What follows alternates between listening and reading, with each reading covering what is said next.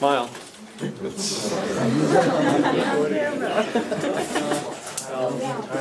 Why would you do that? What? No one's ever going to watch it. What a waste of things. People ask. Because they do want to watch it. All right, well, okay. You guys want to do, here's the plan. I'm going to spend about 2.5 hours going through the entire course. And then like an hour telling you how to take a test.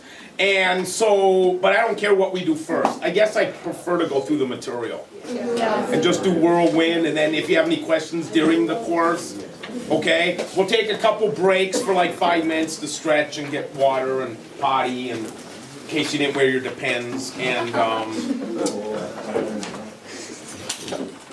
okay. And remind me to call my mom when this thing's over, okay? Yeah. Because it's my mom's birthday, and some years I forget, because it's so close to Mother's Day, it's a drag. Because I forget, I'm focused on Mother's Day, and then I miss her birthday. And then I get reprimanded, because I'm her only kid, you know, and she's my only relative, and I should remember these things, but I don't.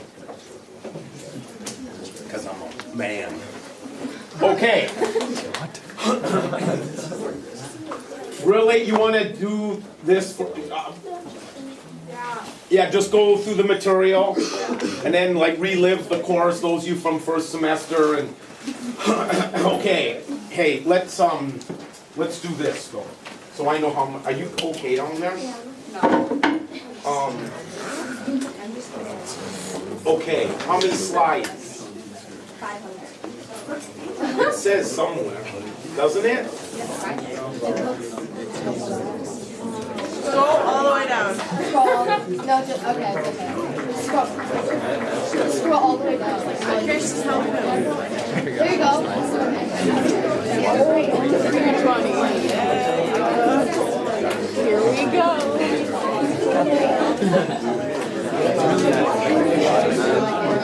How many slides?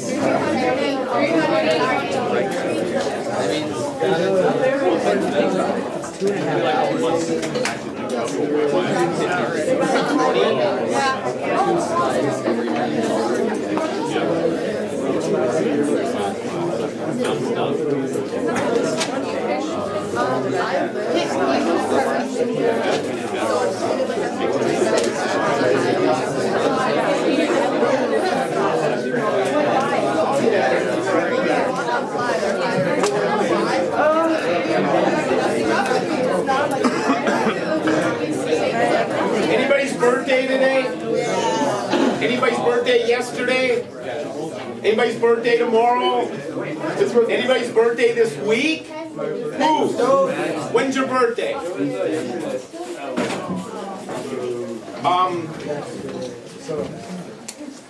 Pick a color.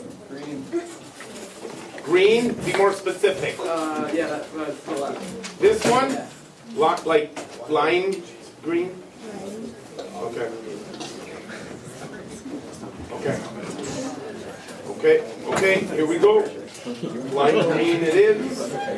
Hey, honestly, this is for you, you know, so anything, just like stop me. If I'm going too fast, say, what about this? I don't know what this is. I don't know how long it's going to take me to go through the entire course. I'm guessing like 11 or something. I don't know. Hey, it might be 10 minutes. Depends on your questions. When I get to slide 320, I'm going to walk you through the packet. I'll tell you what I put in here that might help you. And because there's some good stuff in here. And but we'll talk about that later. So, okay. I tried to go through all of my PowerPoints and pick like the key concepts. I don't know if I did a good enough job or not, but with all that said, okay, let's get a rhythm going. So, okay, Saturday morning, welcome to AP review session, and have a good time today. I hope you find it meaningful and memorable. Are you just going to stand there? Well, there aren't any chairs out there. Oh. You sit right there. Yeah. Like right there, the floor. Yeah, have a nice time. You don't want to stand. Or maybe you do. So, okay, linkage, you know what, moving on. Well, you need to know linkage institutions. And you know what? Honestly, if you have this in front of you right now, and as we go through this thing, I would just add the things that maybe you're not familiar with, just add them to here. And then like this afternoon or tomorrow or Monday night, just cross out the things you do know and the things you don't know. Like, I forgot what a linkage institution is. And, that if you read the paper, and this is what sucks, this is what's uncomfortable about teaching AP government is, I never use the word linkage institution in regular government. You'll never pick up the paper and read about linkage institutions. You'll pick up the paper and read about this stuff, but you never hear that word ever in reality after you take the AP exam. But the AP people feel it's important that you know what linkage institutions are. So moving on. Okay, policy-making institutions are different than linkage institutions, and those are the policy-making institutions. Chapter 12, Chapter 13, Chapter 16, and Chapter 14 or 15. And right there is 40% of the AP exam. That's 40% of the AP exam. And clearly, this is the Constitution. And all of you that had me as a teacher, I'm just throwing this number out. If you know the entire Constitution, that's 10% of the AP exam. 10% of the AP exam is the Constitution. Maybe more, maybe less, depends on what they asked this year. But, okay.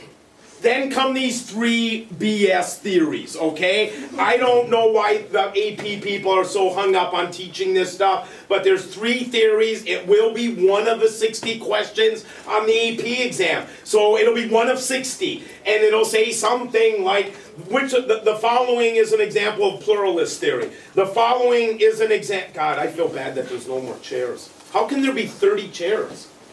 They just are? Okay, anyways. Which of the following is an example of pluralist theory?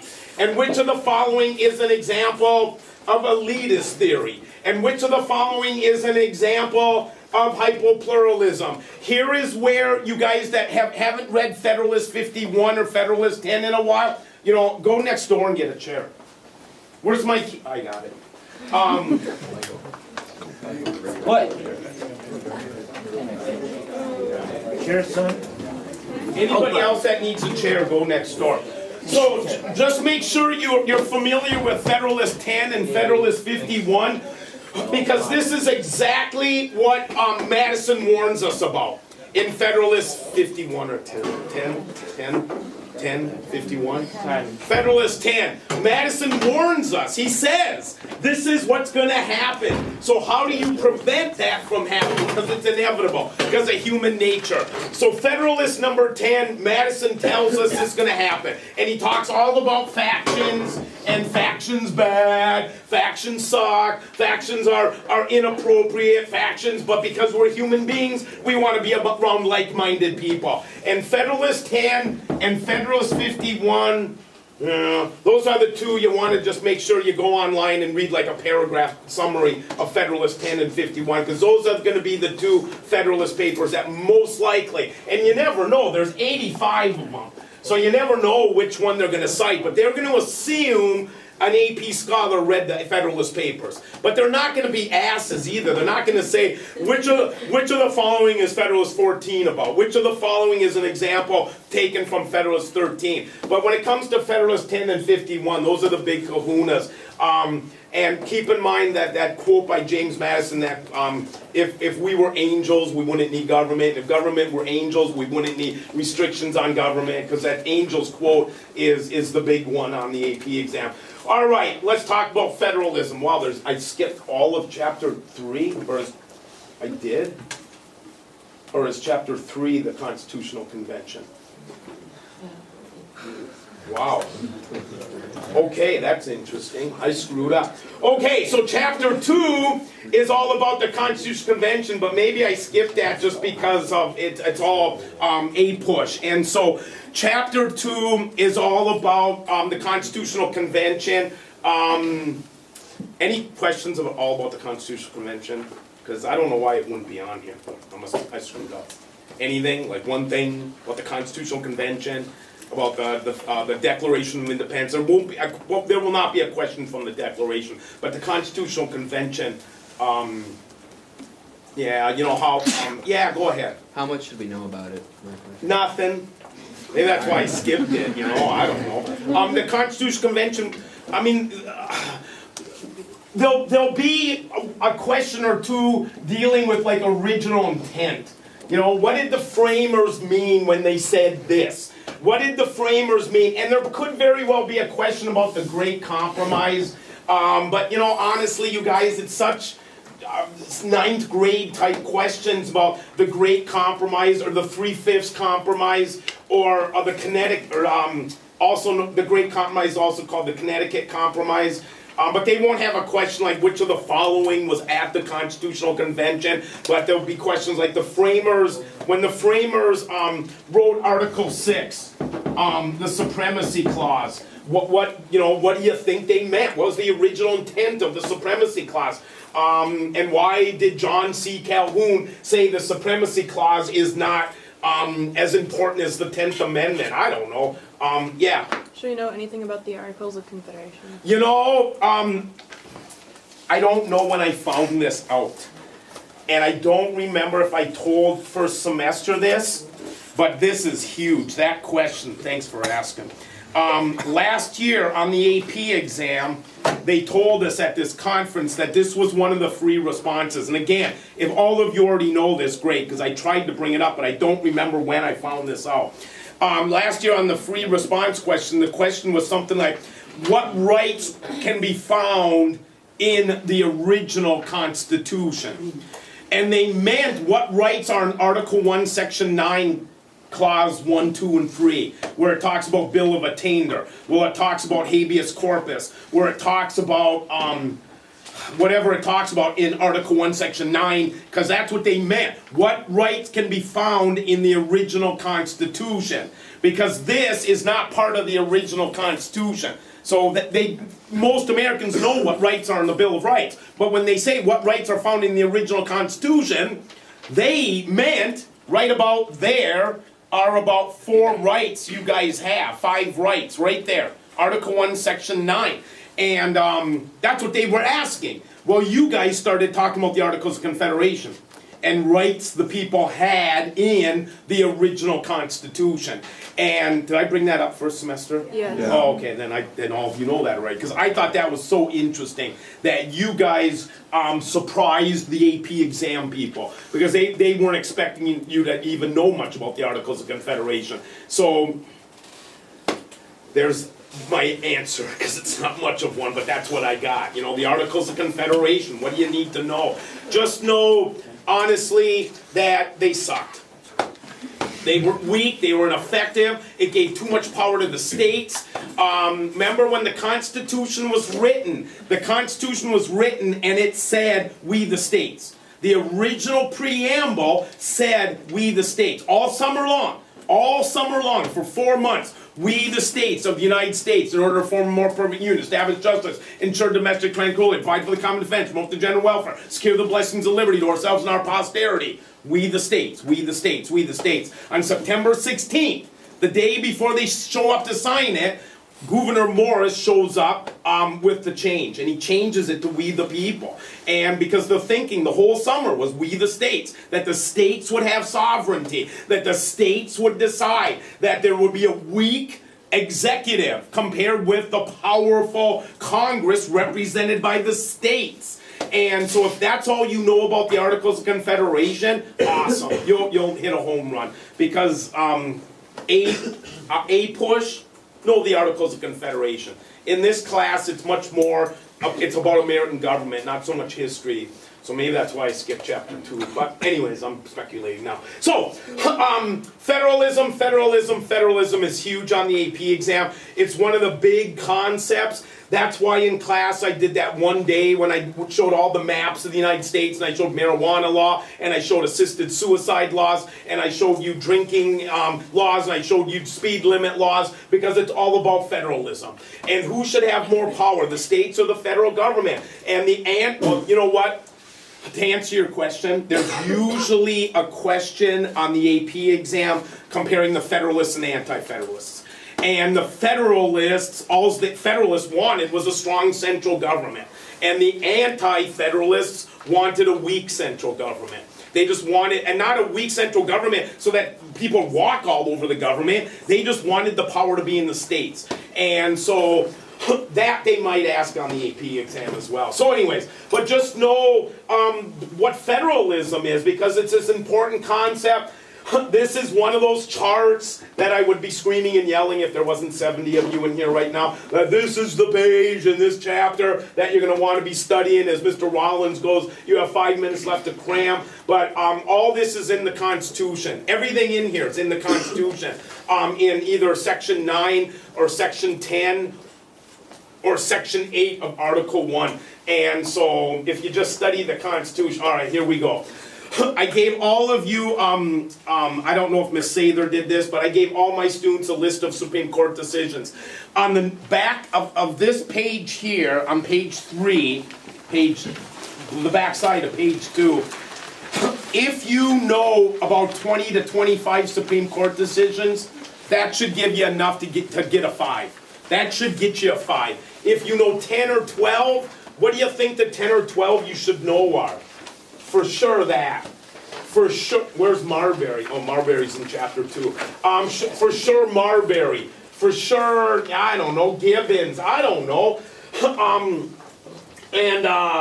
There was a question on the last test, and if you had me first semester, I apologize, but it said something about what Supreme Court cases were overturned by constitutional amendments. And that's a good AP test question. I mean, it just is. I mean, that's college material. What are the Supreme Court cases that were overturned by the United States, by the Constitution? Because the Supreme Court interprets the Constitution. And when the Supreme Court says, women shouldn't be allowed to vote, and all of us, because it's a state's issue, and if a state decides women shouldn't be allowed to vote, it's not a federal issue. So, 2/3 of the House and 2/3 of the Senate and 3/4 of the states disagreed with the Supreme Court, and they changed the Constitution. And so there's nothing you can do after they change what they interpret. And so, anyways, so, okay. So, Article 4, Section 1, that's the full faith and credit clause of the Constitution. I can't help but think that's going to be on the AP exam this year, just because it's huge right now about gay marriage and gay this and gay that. And Selma just came out, and they're going to be all, the AP professors are going to be all gaga over Selma. And oh my God, Selma this and Selma that. And so the full faith and credit clause, these are the part of the Constitution dealing with states. Okay, oh, wow, this is in chapter 3. This is so weird to me. So anyways, I know it's petty. I know it sucks. But this, what is the difference between a categorical grant and a block grant? They just get off on this kind of stuff, you know? It's like, do you know this? And if you don't know these, you'll still get a 5 on the AP exam. But I think if you just take a minute and take a look at these definitions, and they're just like what they sound like. The concept is what they sound like. And so, yeah. Okay, all right. Okay, now, this is the chapter. I just said, so I got one slide from chapter on the Constitutional Convention. So notice in the Bill of Rights how for all of American history, the Bill of Rights only applied to the states. And that was proven in Barron versus Baltimore. And in Barron versus Baltimore, the United States Supreme Court, and there's no dates on the test except maybe 1787, 1789. And then critical elections. You know, there might be a question like which of the following presidential elections was not a critical election. But there's hardly any dates on the AP exam. They're not even worth memorizing. But certainly no Supreme Court decision date would be on the test. So in Barron versus Baltimore, the Supreme Court said the Bill of Rights doesn't apply to the states. Congress shall make no law means Congress shall make no law, not Congress common the states. So that Supreme Court decision rocked for 100 years. And then finally in Gitlow, the United States Supreme Court said, no, Congress shall make no law implies that Minnesota shall make no law. So after Gitlow, and this chart's a great chart, it's on page 30 of your book or whatever, they go through all the Supreme Court cases that apply or nationalized, or the buzzword you'll see on the AP exam is incorporated or nationalized the Bill of Rights into the states as well as the federal government. But you can just see up here the Supreme Court decisions that are important. Mapp versus Ohio, and Gideon versus Wainwright, and Neer versus Minnesota. District of Columbia versus Heller. Look at the date on that one. And I just told a class this week that District of Columbia versus Heller was the first Supreme Court decision, along with U.S. versus Lopez, in American history that the NRA won a case before the Supreme Court. The NRA always lost. Always. They always lost. Whenever anybody appealed to the Supreme Court saying, cities can't deny me my right to own guns. The new ordinance in Eden Prairie against guns violates my Second Amendment rights. Cities and states always won. And then all of a sudden the Roberts courts with Lopez and Heller, the court said, no, you can't deny people their Second Amendment right to own guns. And so anyways, okay, freedom of religion, okay. Lemon versus Kurtzman is the big one because of the Lemon test. The Lemon test.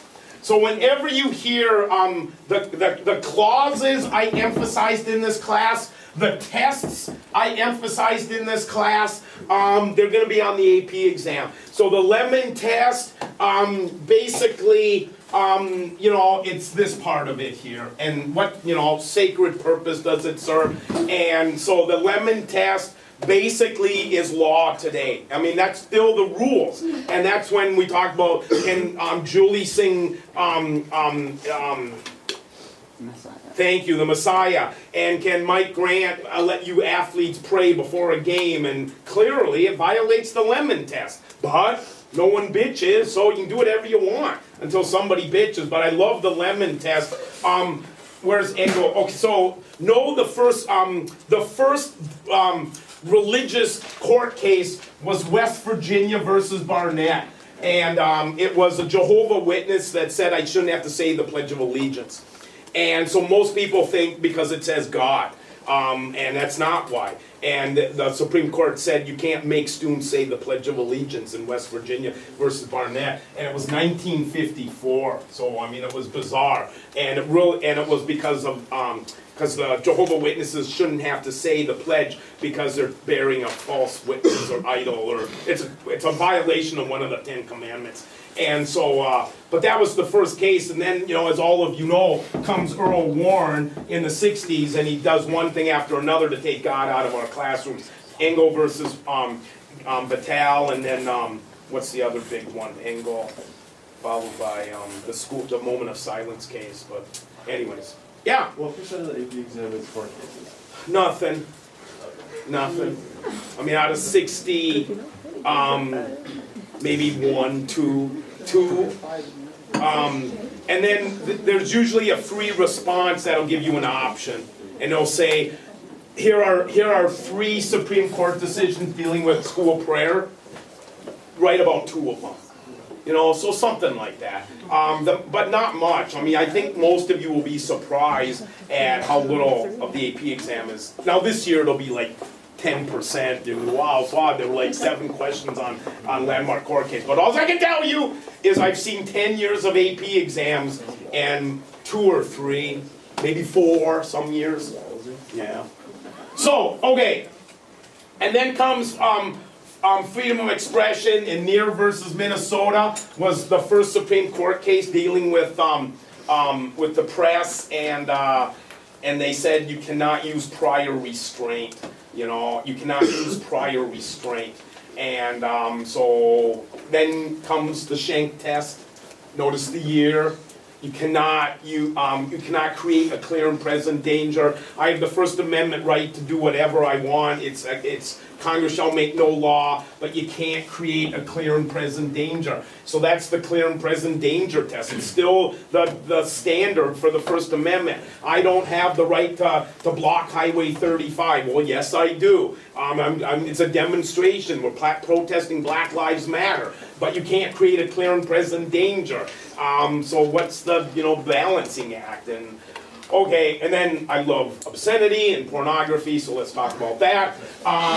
So my favorite definition of anything the court ever gave, the Onion had a field day with that definition, but as I told you guys, if you get asked anything about Miller versus California, just always remember, if it lacks lapse, L-A-P-S, it's the easiest way. You can remember all three of these rules, but perverts, or it's offensive, or just I think if it lacks lapse. And and again, you don't have to know all these cases, but if all of a sudden you get asked a question that says, discuss three examples of the evolution of the First Amendment when it comes to the arts, or something like that, and you'll want to talk about Miller versus California, and that if it lacks lapse, you can't do it. Okay. Oh, and then comes the great case, Texas versus Johnson. And in Texas versus Johnson, as you guys already know, symbolic speech is protected. And the first case, I think, with respect to symbolic speech was a kid your age in Tinker. And Tinker wears this black armband to school. And she's not creating a clear and present danger. But the principal said she was creating a clear and present danger. Well, Tinker wins because she wasn't creating a clear and present danger.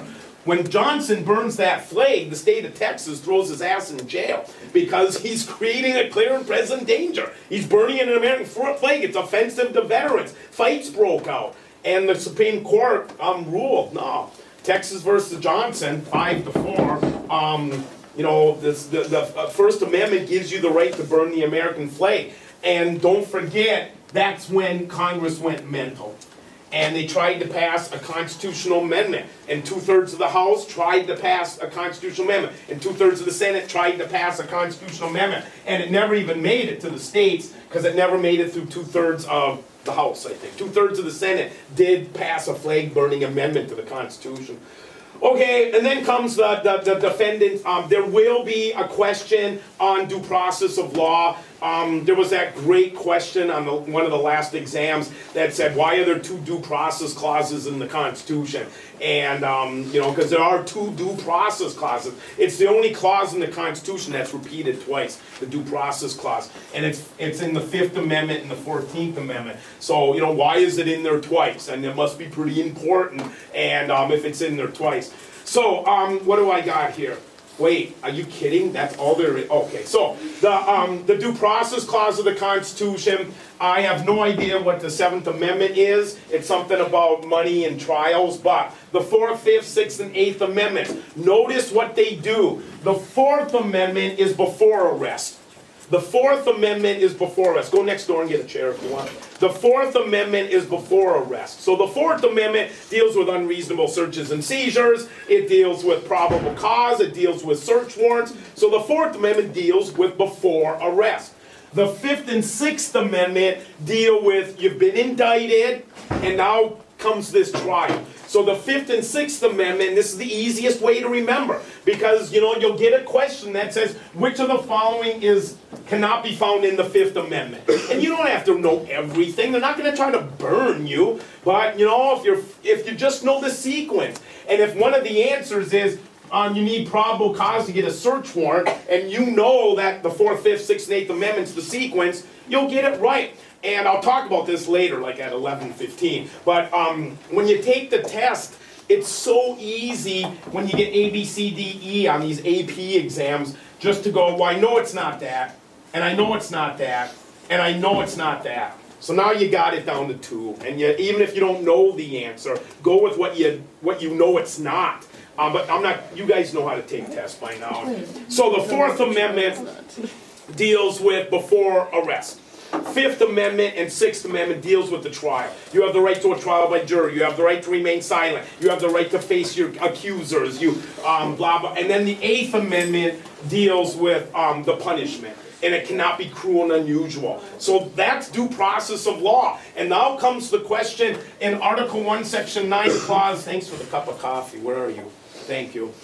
That's nice. Article 1, Section 9, Clause what? What rights were found in the original Constitution? And, you know, because none of this was in the original Constitution, because the framers thought, the states will protect these rights. The federal government doesn't need to guarantee you these things, the states will. But we just want to have a couple things in Article 1, Section 9, like habeas corpus, bill of attainder, things like that, just to make sure the states play by the rules. And but please keep in mind, habeas corpus is big right now in this country. And so I'm just going to throw out the idea, make sure you understand the concept of habeas corpus. And so, but these aren't necessarily in order. So in the Second Amendment, DC versus Heller and US versus Lopez, the NRA wins both those court cases. And it's just mind-boggling that in this day and age, okay, this is my bias coming out, in this day and age when so many of us are being killed by firearms, that the court is going backwards compared to how they had been moving, okay, buzzword here, forwards for 200 years, and all of a sudden they're doing a 180 saying, no, you have a Second Amendment right to possess firearms. So then comes the Fourth Amendment. Mapp versus Ohio establishes the exclusionary rule. It's still the law of the land today. It's still the law of the land today, Mapp versus Ohio, except for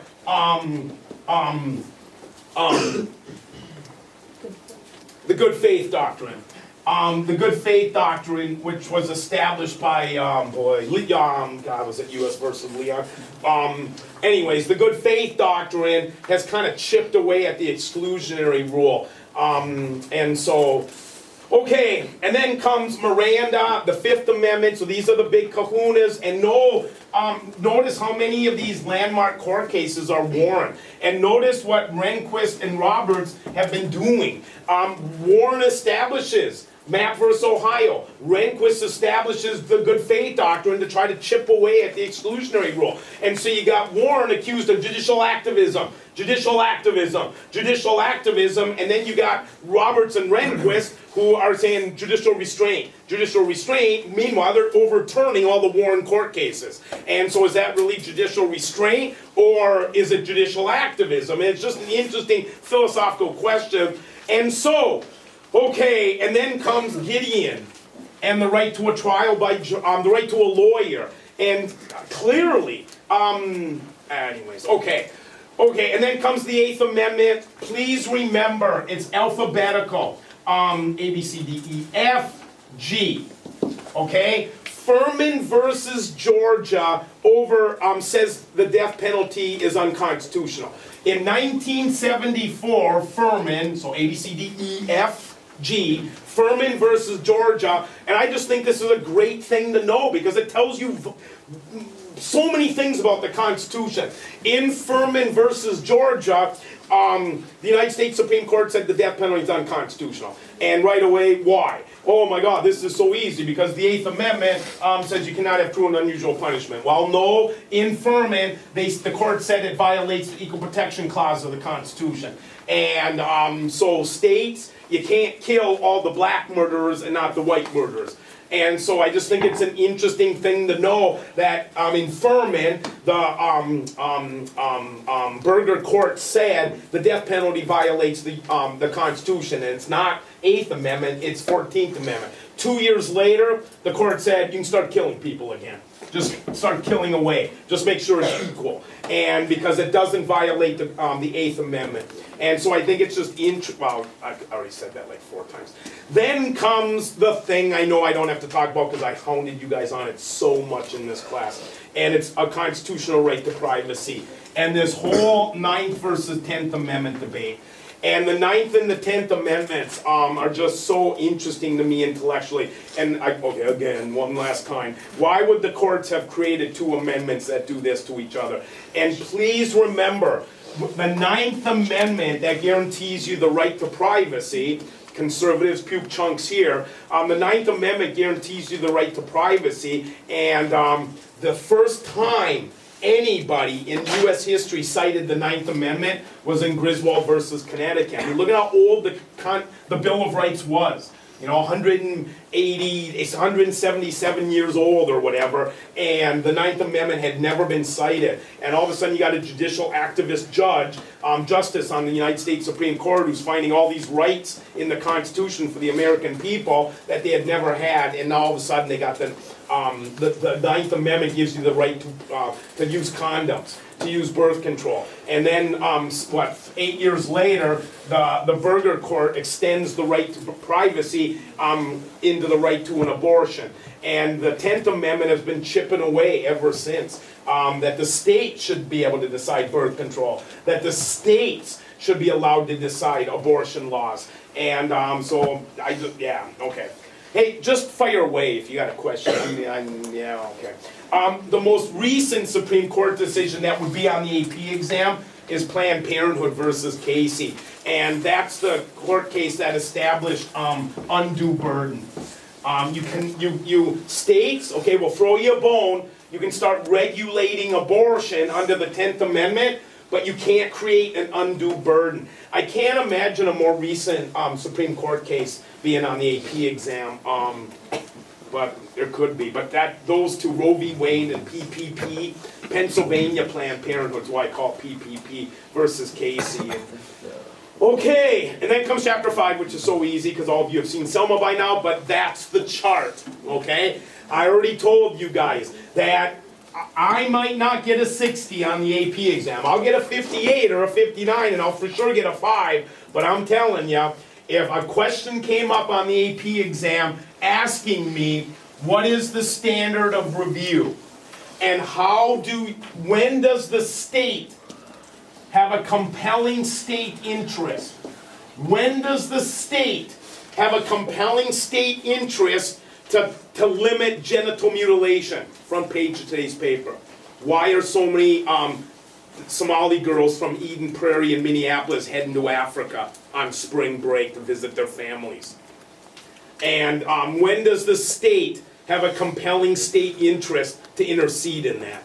And is it a violation of their rights? If I want to mutilate my genitals and I'm consenting to it because of my religious beliefs, should you have the right to do that? And, do you have the right to kill yourself? Well, no, you don't. State wants to protect you from that. Well, then why not protect you from cutting yourself, from genital mutilation? What's the compelling state interest? And so, again, like I said, there's different standards.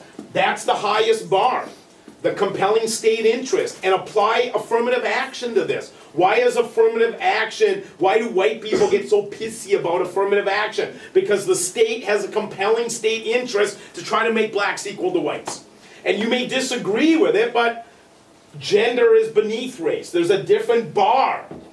And then obviously old people have the lowest bar, okay, on compelling state interest. And so that's the question on the AP exam that oh my God, I don't know the answer to this. And I got it narrowed down to 2, but I end up getting it wrong. I get a 59 out of 60 because of that compelling state interest and the different standards and how they're different for race and gender. And so, okay, okay, good little 2-minute constitutional history lesson. Okay, here we go. Dred Scott versus Sanford. Dred Scott versus Sanford. Dred Scott versus Sanford. So notice who appeals to the Supreme Court. Dred Scott says I have a constitutional right to freedom. Okay, I have a constitutional right to freedom. Stupid argument, right? He has no constitutional right to freedom. Sanford wins. I have a constitutional right to property. Read the 5th Amendment. I have a constitutional right to my property. Civil War. Bad. Civil War. After the Civil War, Reconstruction fails. So, segregation, segregation, segregation, segregation, Jim Crow laws. Plessy takes this case to the United States Supreme Court. The court says separating the races is constitutional as long as they, after the Civil War they passed the 14th Amendment. The 14th Amendment defines citizenship. 14th Amendment defines citizenship. Dred Scott, well, you're dead, but you're a citizen if you were still alive to be a citizen. And you are protected equally, the Equal Protection Clause. And you have due process of law. And the states have to guarantee you all the things in the Bill of Rights. So in the 14th Amendment, Section 1 is probably the most important clause in the Constitution if you are not a white male heterosexual Christian over the age of 21. And if you never will be a white male Christian heterosexual over the age of 21, the 14th Amendment may very well be the most important amendment in the Constitution. So the 14th Amendment guarantees you equality before the law. So Plessy takes his case to court and says, you're treating me differently because I'm black. And the court goes, no, we can separate you. We just have to make sure they're equal. And so here comes where the liberal social studies teachers go, and they weren't equal. Well, they were. The pools were equal. The fountains were equal. The movie theaters were equal. So shut up, liberal social studies teachers of Eden Prairie, Minnesota. Wait, is that on the camera? Forgot about that. Okay, so my wonderful peers who I adore and love beyond belief, who are misinterpreting the history of this great nation. Anyways, so all of a sudden Plessy loses and the court says separate is okay. And then all of a sudden, all of you that have seen Selma, blah, blah, blah. In 1954, Brown versus Board. And Brown versus Board overturns Plessy. So it's a great example on the AP exam of discuss a Supreme Court decision that was overturned by the court. And if I got that question, I would do what's the gay one? Sodomy. Lawrence versus Texas overturns Bowers versus Hardwick. Because I just love those cases. I think Bowers versus Hardwick, I'm a teacher here at Eden Prairie, and all of a sudden I'm telling my gay students, you guys can't have sex with your partner, your boyfriend anymore. And then 15 years later, I get to stand in front of you and go, okay, you've waited 15 years, now you can have sex again with your partner. And so Lawrence overturns Bowers. God, I shouldn't say that on this camera. We'll have to edit this after. We'll be here till 5. Going through edit. So, anyways, but the more easy one, because you're sitting here right now going, I don't remember Lawrence or Bowers. The easy one is Brown overturns Plessy, and Brown overturns Plessy. And you don't need to know the stupid little stories, okay? So no way on the AP exam are they going to ask you, so how come Thurgood Marshall was so successful in arguing his case before the Supreme Court? Because he brought in a bunch of little black girls and made them pick a doll, and they all picked a white doll, and a team of sociologists and psychologists watched it, and they reached the conclusion that separating the races is inherently unequal. No.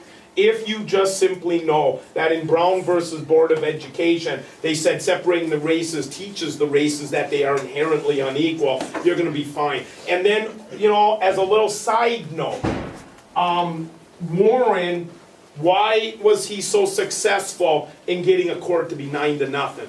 Because this is my opinion, but if you have me this term, and I'll talk about this on Monday and Tuesday after you guys read the packet, but why is it so important, in my opinion, for Roberts to try to get a 9-0 court? And because I think Warren knew this is the most controversial Supreme Court decision in American history, Brown versus Board, and it was important to Warren to get a 9-0 court. And so I think Roberts is working his tail off. Notice how I said tail and not ass because the camera's on. Is working his tail off trying to get a 9-0 court. I really believe that. And maybe we'll find out it's a 5-4 the gay people lose court. But I'm just guessing that's what's going on behind the scenes. Okay. Wait. No. Okay. Honestly, I saw in the last 10 years that on the AP exam. What does suffrage mean? Right to vote.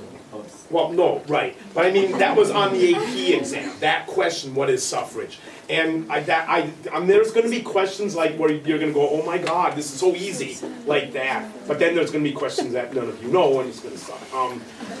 Okay, how come I skipped chapter 3 and I got all this stuff in here from? And then comes women's rights. Okay, moving on. It's only half of you. All right. Wow. So, Okay. Bowers and Lawrence, I don't even remember that being in your textbook. And then comes Bakke, it's big, it's affirmative action. And the Bakke, just remember what Bakke did. And it's all about the 14th Amendment.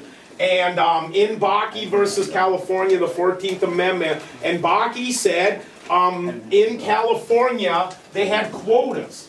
They had quotas. And I mean, just think about it. There's no blacks in my department. None. There's none. There's no blacks in my department. And all of a sudden there's an opening and the administration says you have to hire a black.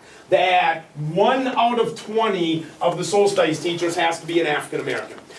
Well, is that good or is that bad? Does that violate the Equal Protection Clause of the Constitution? That we're not hiring the best? That there's a quota, that 1 out of, if Sibley retired today or he quit, would we have to replace him with an African American? Well, the court said you can't use quotas in Bakke, but you can use race. You can use race as a variable. White boys went through the roof going, oh my God, this is so inappropriate. And then the most recent one, which I know all of you know because you did some work on it in AP Lit or something, it was Grutter. And in Grutter versus Bollinger, they upheld race. They said you can still use race, and that's the most recent Supreme Court decision dealing with race and admissions and affirmative action.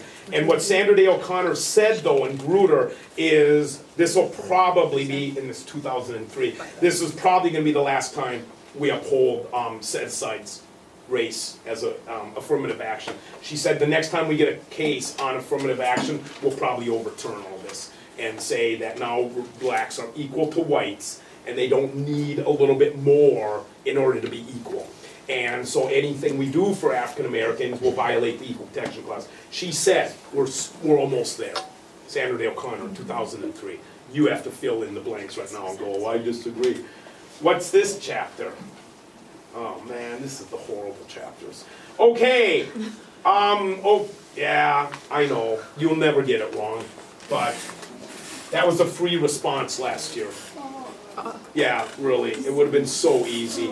And it dealt with like discuss 3 ways where you're politically socialized. Yeah, yeah, it was so easy. Ask last year's students about it. Yeah, well, you might get it. You might get something like that. Polling, what's this? Oh, there's always a question on liberals, conservatives. Don't worry about it. It's usually so easy, but it'll be, you know, which of the following is a statement a liberal would make? Which of the following is a statement a conservative will make? Most of the AP teachers, you guys know Eden Prairie, Minnesota is the only one-term AP government school in the state. We're the only one. All the other schools are either semester or all year-long courses. So when Sather and I go to these workshops and they do all these 3 and 4 day simulations, I just laugh and pee our pants going, we have 42 days to teach 20 chapters. And the other teachers are like, how do you guys do it? And well, we don't. And you guys all get 1s on the AP exam. And eventually the school board will go, I think it needs to be a 2-term class. Okay, just stop me if you got something. Stop me if you, wait, what was that? Okay. Just stop me. Stop me. God, I shouldn't be doing this. This is bad. It's kind of a waste of time. Just stop me. Stop me. Yeah, keep talking. It's cool. I'll start yelling. Stop me. Okay, so primaries, the general election versus the primary process, something that's pretty confusing. Please keep in mind, in the primary season, okay, as opposed to the general election. easy example, hang on, of free response questions. In choosing the President of the United States, discuss the how does a politician have to deal with the masses during the primary season vis-a-vis the general election? Go at it. And what you're gonna have to write about is stuff like this. And like right now, what was it? Jeb Bush last week said it's important for children to be raised by two parents. That's what he said last week. It's important that children be raised by two parents. Now notice who he's appealing to. He's appealing to the log cabin Republicans, the gay Republicans. Oh, he is okay with two parents, right? And because he wants to get all those votes. And so they kind of say things that are real general to appeal to a wide array of people. After he gets the nomination, oh, this doesn't make any sense, does it? He's going to say, I meant heterosexual couple. That makes sense. No, it's. Well, No, it it's the doesn't other make way sense. around. It's the other way around. So he doesn't know what he's doing. He's costing, well, he hasn't even announced his candidacy yet. To blazes with you. So, anyways, to make it easier, here's the classic example. Here, this is better. When Bush ran for president, Bush 43 ran for president, he announced that he would be a compassionate conservative. Vote for me, I will be a compassionate conservative during the general election. He said, I am going to be a compassionate conservative. I'm not going to make a bunch of budget cuts to food stamps. I'm going to be a compassionate conservative. And as soon as he got elected, he went back to the far right. And everybody forgot about his campaign promise to be a compassionate conservative. But he was trying to reach out to these guys right here, those moderate liberals that, maybe I will vote for Bush. He's a compassionate conservative. And so, but the big picture is, during the primaries, keep in mind, there's three different kinds. And keep in mind, about 8 states have caucuses.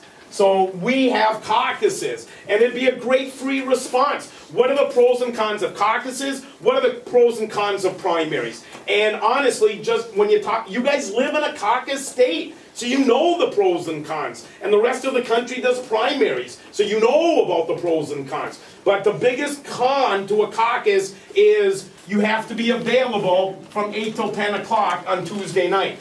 And during primaries, you can just show up and vote. You can show up on the way to work, you can show up on the way to lunch, you can show up on the way home, you can put the kids to bed and go vote. But in caucuses, you have to participate. And it sucks. And the example I always give is my best man in my wedding has never been to a caucus in his life because he works the second shift and he's a blue-collar worker, and his boss won't let him, even though he has to let him go to caucuses, boss is going to make it a hassle for him. So he's never been allowed to go to caucuses. So he's never had a say during the primary season on who will be the candidate from Minnesota. And so that's the primary season, and then the convention, interesting, keep in mind, all those 6 colonies of ours have delegates to the National Convention. It's just the only time Puerto Rico gets to help pick the president. So Puerto Rico and Guam and American Samoa have delegates to the National Convention. And at the National Convention, it hasn't been since, 1980 was the last time, I think. That was the last time at the convention, the primary season, that was, in 1980 was the last time that the candidate showed up to the National Convention and no one knew who won yet. Because the delegates chosen were divided. And they couldn't decide among Reagan or Bush in 1980 in the Republican, and at the Democratic Convention, they couldn't decide between Ted Kennedy and Jimmy Carter. So in 1980, even though all the primaries were done, all 50 states and 6 colonies had their primaries and caucuses, the convention starts and no one knew the winner. And that was the norm for the first 200 years. The last 30 years or so, because of the caucuses and primaries, by the time you get halfway through the primaries and caucuses, states like California don't even show up to vote because the delegate count has already predicted the winner. And so the National Convention's a foregone conclusion, and which takes into the general election. Go. Could you go over the main differences between a primary and a caucus? I thought I just did that. No, but you didn't like describe it. A primary, basically, you walk into the voting booth and vote. And a caucus. And a caucus is you sit around and you discuss issues with your neighbors. Okay. And they're a hassle. That's why none of you go. That's why none of your parents go. They're a hassle, man. And I haven't missed my caucus since I was 8, well, however old, when I moved to Minneapolis. And I found out, wow, Minnesota is a caucus state. And Wisconsin's still to this day a primary state. And as I said, most states are primaries, 38, 39, 43, something like that, use one of these 3 methods. And, but I just love caucuses because it makes you get together with neighbors and discuss issues. Okay.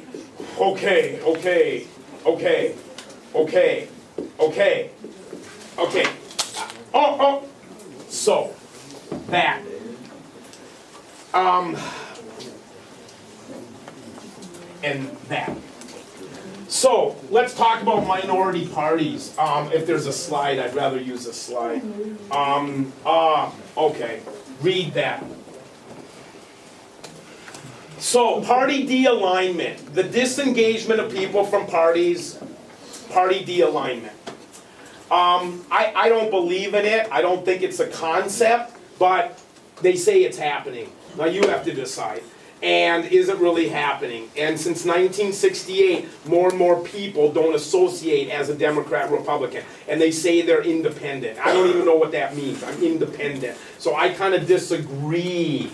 And I think if you ask thinking people what party they belong to, I'm a Democrat, I'm a Republican. Well, right, because you think about stuff. So I don't even like the concept. And so, okay, third parties. Third parties in American history. Third parties in American history. Third parties in American history. Third parties. You already know I'm against third parties. You already know that. I preach it all the time, that the reason England and Germany and Israel and India haven't achieved political greatness like us is because they have multi-party systems. You have to have coalition governments. It's a hassle. You have to make too many people happy. And I believe that the two-party system is what's made America the greatest nation in the history of humanity. It's what I believe. And you can disagree with that and go, man, so I hope someday we have a multi-party system like England and Israel and Germany and India. And maybe you'll be right. I don't know. I'm just telling you what I think. But what third parties do is this. Usually, third parties are either missionary parties or a cult of personality parties. And the third parties that are on a mission, the classic that you can write about is the the Grassroots Party. The Grassroots Party has one plank, and there it is, one plank. It's legalization, decriminalization of marijuana. About 6 years ago, 8 years ago, the Democratic Party started absorbing that plank. And the Democratic Party now has a plank on decriminalization of marijuana. I don't have to, I shouldn't have said it that way. I don't have to vote for the Green Party anymore. Because, yeah, right, that's why they can't, okay, whatever that means. I don't have to vote for the Green Party anymore. I can go back to the Democratic Party because they adopted the plank. Mission accomplished. The Prohibition Party disappears after 1919. Mission accomplished. So third parties sometimes have mission accomplished. The States' Rights Party of Strom Thurmond. Mission never accomplished. And then there's the cult of personality third parties, like Ross Perot. Ross Perot, classic example of a cult of personality. Ross Perot, what is it? Who are you voting for? I'm voting for, Ross Perot was a third party candidate in 92 and 96. And he got about 18, 16, 15% of the vote. And not one of my students who supported Ross Perot could tell me one thing about him. Because it was just, oh my God, I love Ross Perot during the debates. He's so funny and witty and intelligent. Yeah, so what are his views on gun control, school prayer, death penalty, abortion, free trade? Oh, I don't know, man. I just don't know, because I don't even know what he stands for. But I really like Ross Perot. Well, there's been presidential candidates like that. Teddy Roosevelt, for instance, in 1912, was a cult of personality. Okay, what else do we got? Yeah. God, we're only a third of the way. Oh, that's good. We're on schedule, okay. Oh, so here's what I was just talking about. So, party, the nomination game, the game for delegates, the caucus road, and compete at primaries, and then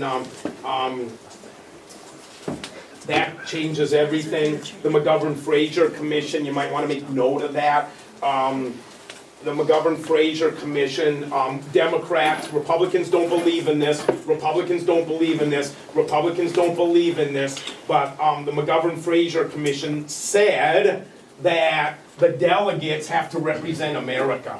And so if you go to your that students were complaining about not having the right to vote. 21-year-old was the voting age. And so the McGovern-Fraser Commission said, how can we make it more democratic? And the Republican Party never drank the Kool-Aid. Front loading, I think that's kind of an important concept for the AP exam. New Hampshire and Iowa are always first. New Hampshire and Iowa are always first. New Hampshire and Iowa are always first. And so notice where everybody announces they're running I'm announcing I'm running for president at a Iowa convention or a New Hampshire VFW, and because they're always first. And so now there's this thing called front loading. Other states want to go first because of the money and attention. And okay, there's way too much here on the nomination of the president. Okay. Yeah, wow, look at all this, man. There's a lot going on the election of president. Make sure you got a handle, please. Citizens United will be on the AP exam this year. It wasn't on the AP exam last year. It will be on the AP exam. And just make sure you know what Citizens United is. I mean, if you don't remember, just read a paragraph about it on the World Wide Web, as long as it's accurate. And that Citizens United said companies are people under the First Amendment. And so it's just interesting. So therefore, there's no limits on what they can contribute to a campaign because it's free speech. It's free speech, and it was a 5-4 ruling. And okay. So, there's primary elections, there's general elections, and then there's these. And you live through these. You just voted on a referendum for Eden Prairie schools. Read the definition. You just voted on a referendum, vote no on the referendum. Vote no on the referendum on the constitutional amendment to the state constitution. Putting in the state constitution that marriage is between a man and woman. Remember, you were the first state in the country. It's kind of cool, hold your head up high, gay and lesbian students, because you were the first state in the country to vote no to that issue. And it's kind of cool thing to be able to tell history that Minnesota was the first state to stand up to the far right and say marriage will not be defined as between a man and woman. It will be defined between two people who love each other. So, initiatives, we don't really have them in Minnesota. We have referendums. So, okay.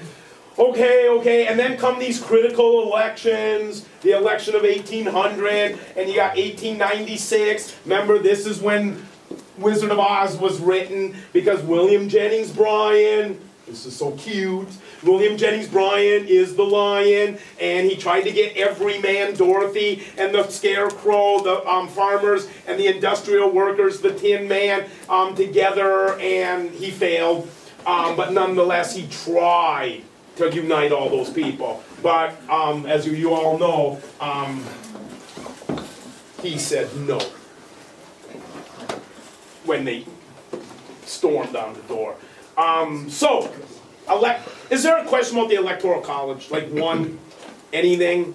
Like what, something, I don't know, what, like, yeah. Will they cover like the, Bush versus Gore election? Yeah, for sure, Bush versus Gore, what do you wanna know? Well, just saying like how the electoral college factors. What? We need to focus more on the electoral college or the court decision. I don't understand. It's okay. Okay, so, in the electoral, well, okay, Bush versus Gore, all right? So, okay. 51 states, okay? Oh yeah, sorry, that's why you're laughing. So, 51 states. So there's 51 states. Now keep in mind, there's 56 states at the conventions. I mean, it's just interesting, pop culture trivia. At the conventions, there's Puerto Rico, there's Guam, there's American Samoa. But in the Electoral College, there's 50 states. But because of the 23rd Amendment, they went from 50 to 51 states. And so all these states have electors in the Electoral College. Florida, keep in mind it's 2000, not 2004, Florida has 25 electors in the Electoral College. And after the election, and remember it's happened 4 times in American history, 24, 76, and 88, where the Electoral College did not reflect the popular vote. And in the election of 2000, the Bush dynasty and Governor Jeb Bush, Bush 40, what did I call him, Bush 45? Yeah. Bush 45 said those 27 electoral votes went to Bush. And so Bush wins the election of 2000. He loses the popular vote to Gore, but he just won the election because Bush 45 gives Bush 43 all 25 electoral voters. And then that's when Gore says, wait a minute, back off. Let's recount the ballots. And Bush starts freaking out. Because if they recount all the ballots, he'll know he'll lose Florida in the electoral vote. So Bush takes his case to the United States Supreme Court. First time in American history, a presidential election was decided by the court. And honestly, I've been kind of big on this the last couple of years. For my entire teaching career, each side gets 30 minutes. Each side gets 30 minutes, 30 minutes, 30 minutes, 30 minutes, Bush 30 minutes, Gore 30 minutes, Miranda 30 minutes, Gideon 30, everybody gets 30 minutes. Bush versus Gore was the first Supreme Court decision of my teaching career that the court extended 30 minutes, and they went to 45 each. So I mean, oh my God, each side got 45 minutes, that's how big it is. Since then, NFIB v. Sebelius, Obamacare, got 6 hours. Last Tuesday, or yeah, 2 Tuesdays ago? Two Tuesdays ago, the court gave 2.5 hours of oral arguments. So is this a trend of extending the 30 minutes? You know, I don't know, we'll see. But nonetheless, they gave each side 45 minutes because it was a big case. And as all of you know, the court ruled with Bush. Yeah, your little brother, excuse me, whatever, your brother already decided you were the winner. End of debate, 5-4. Bush wins Florida, Bush wins the country. And that is when I told you guys about faithless electors. And that the electors in the Electoral College are pledged, not bound. They are pledged, not bound. Wow, this is good stuff. Thanks for asking. They are pledged, not bound. The electors in the Electoral College are pledged, not bound. What does that mean? The original intent. And if you read Federalist number 13, I'm making the number up because I don't know which one it is, but Hamilton and Madison give this great analysis of, in the Federalist paper, they give this great analysis of, you guys are a bunch of idiots. You're the masses.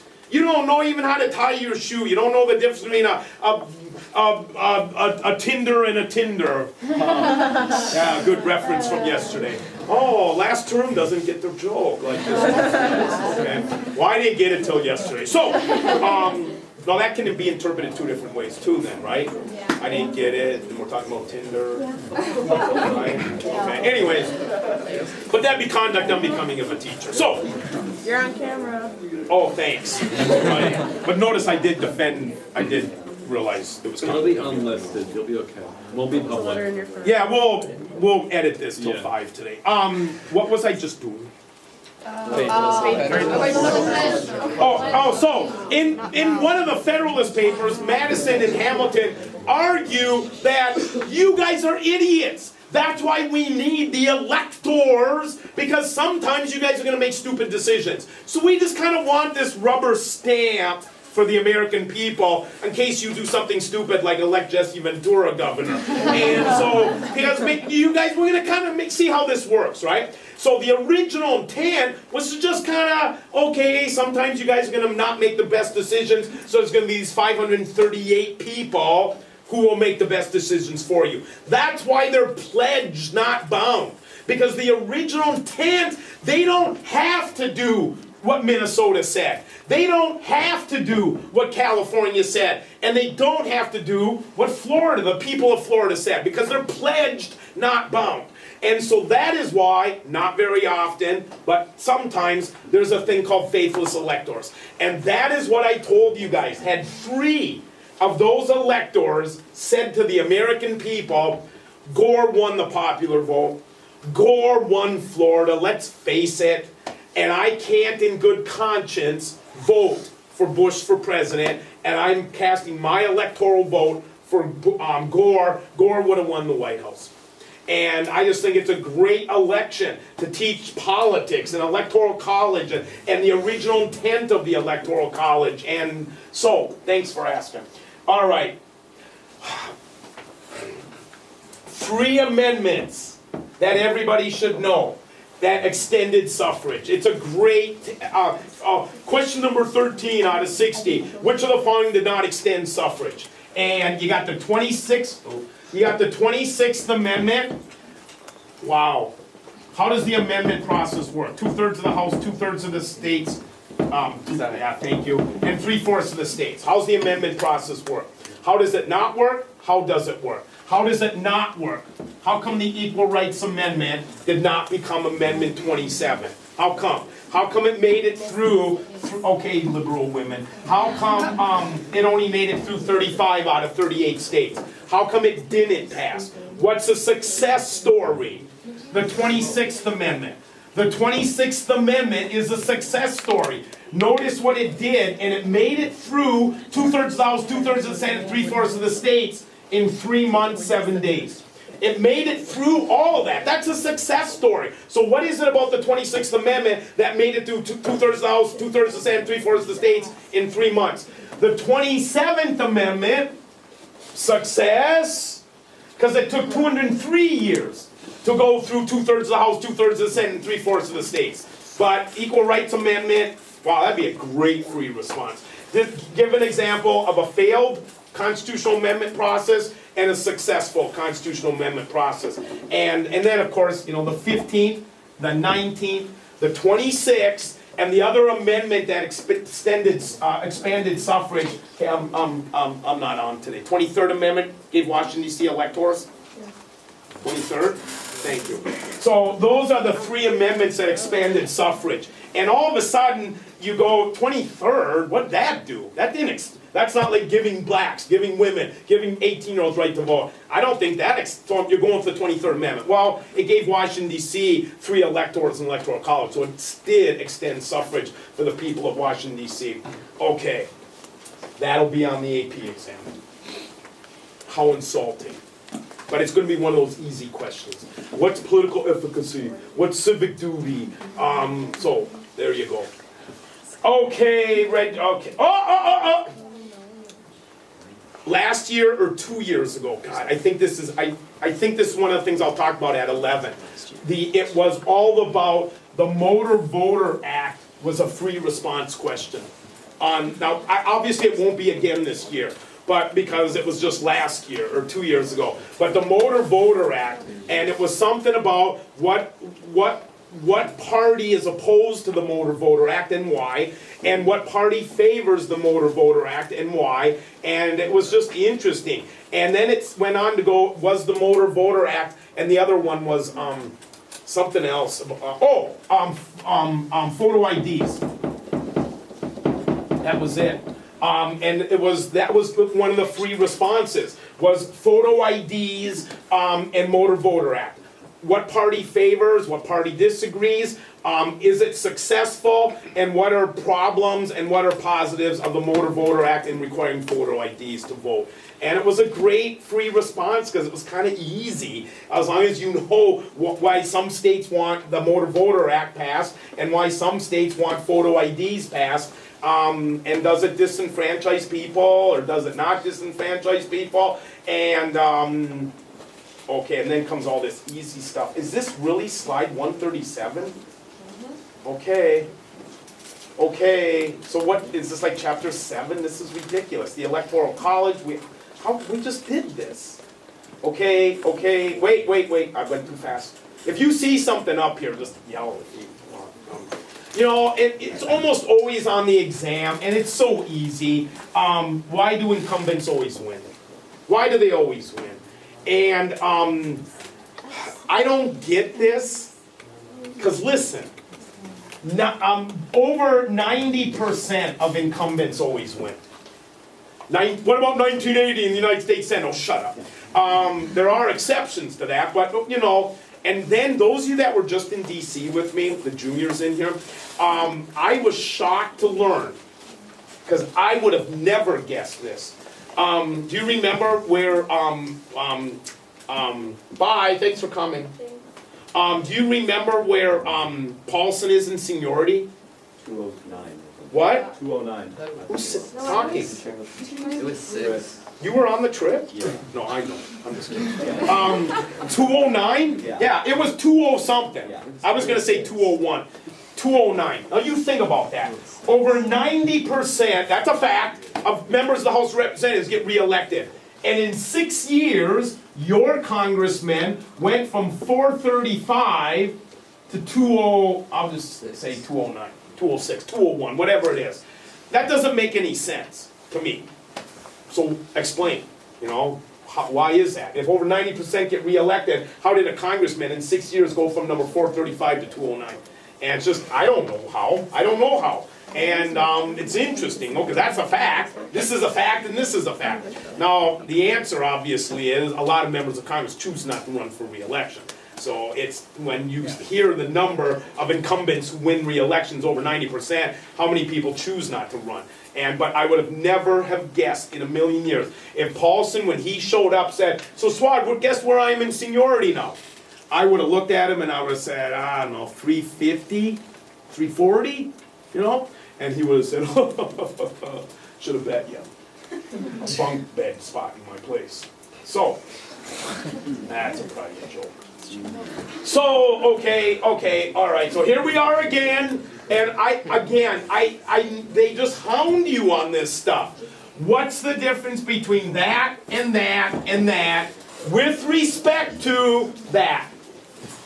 And those of you that know what interest groups are and know these three theories and read Federalist 10 and Federalist 51 or whichever one deals with this, you're gonna get it, because I know the AP people for some reason get really their undies in a bind or something about whatever the expression is for your generation. Hey, I heard that Big Butt song on the way here, because I drove my wife's car and she's got like 3 stations on her radio, because I'm the cool guy with like 8-track tape deck, stereophonic, 20 CD collection, Sirius radio. So I had to listen to some stupid Patty radio station, and for the first time ever I heard that big I like butts, you know? yeah, but I like butt, or bass, not trumbo. Oh, that's all about that bass. That's totally a different song, Swab. No, that's the song I'm talking about. But I heard. you totally, that's not it. Yeah, it is. No, you were. No, I'm right. I'm trying to be hip with your generation. Okay. That isn't that song? What song did I You hear? said I like Big Butts song, but then you said all about that bass, which is too like. Oh. I thought it was the same song. No. Well, what's bass? Isn't that butt? Yeah. Well, then I like big butt. I like big bass, not treble. But she doesn't say You're singing the song. Last time I'm going to try to be hip with you guys. Boy. Cole's gonna edit everything out. Okay, okay. Just one bug. Let's get to the big,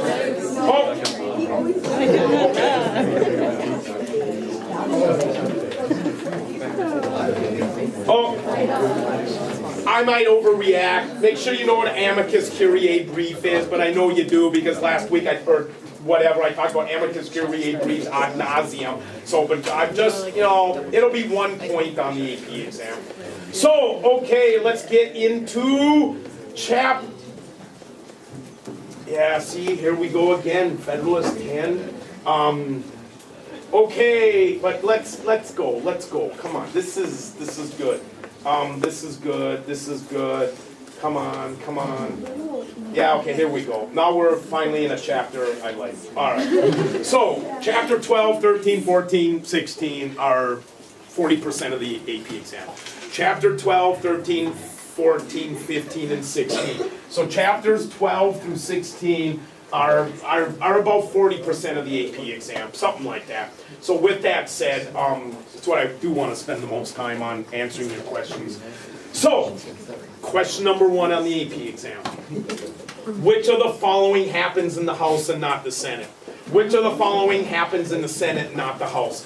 This is where if those of you that have a photographic memory and you memorize the Constitution, which is this thick, it's this thick, the Constitution to memorize, or you memorize this, which is that thick, and the font is, I don't need my glasses, or you memorize chapters 12 through 16, which I need my glasses to read because the font's so small. I don't know what you think, but I would argue just know the Constitution. Now, some of it's not in the Constitution like that. Some of it's not in the Constitution. Seniority's not mentioned in the Constitution. But you didn't need to have seniority when you had 26 senators. And the original House of Representatives only had 65 members. So you didn't need things like seniority. The great quote about that right there is Jefferson, who wasn't even at the Constitution Convention, asked Madison, why the difference between the Senate and the House? What is that? And his reply was, the House of Representatives is where you pour your cup of tea, and everything that spills over will cool in the saucer. Cute metaphor. So the cup, the boiling cup of tea is the saucer, and the stuff that spills out is the this thing. The saucer. The saucer. The saucer? Yeah. So, boy, it's not that good of a metaphor. Moving on. I thought it was cute. So, okay. Busting the children on the AP exam. All bills dealing with revenue must start in the House. That's why Paulson on the Ways and Means Committee is so powerful. Even though he's only been in the House of Representatives for 6 years, he's got some major power gig going on because, he represents rich white men, and therefore rich white men want more rich white money, and so he got himself on the Ways and Means Committee. And on the Ways and Means Committee, that's awesome, man. I mean, that's great that our congressman, I always forget, after the, wow, what's the term? Redistricting. Wow, you belong in this class. After they redistricted after the 2010 sentence, Congressman Paulson, I'm proud to say this, well, no, that would be redistricting, reapportionment. Reapportionment's different than redistricting. Redistricting, wow, this is a good question. Wait, stay on task. We'll get to redistricting. No, I'll answer it. Redistricting. I'll put my house on here so I feel special. Okay, there it is. Redistricting is drawing these 8 congressional districts, and every 10 years they've got to redraw. They have to redistrict those 10 districts. Okay, and so reapportionment is this. Wait, sorry. And when all of a sudden, okay, got it, Patty. When all of a sudden, everybody leaves the Rust Belt for the Sun Belt, and all the power in the first 200 years of American history is up here, and everybody starts moving, and they have to reapportion. And when I was a kid growing up, California had like 22 electoral votes in the Electoral College. Now they got 55. That's reapportionment. So there is kind of a difference between the two concepts. But anyways, so all bills dealing with revenue under Article 1, again, if you study the Constitution, Article 1, Section 9, Clause like 8, somewhere around there, says all bills dealing with revenue must start in the House of Representatives. Make sure you know about the impeachment process. This will come up later. But just always remember these two newspapers. The House impeached Clinton. I'm making the numbers up. 240 to 210. They impeached him. The Senate found him guilty 55 to 45. And just know that. You don't need to know those numbers, but just know that the House impeaches, the Senate has the trial. Because honestly, this is big free response junk, right?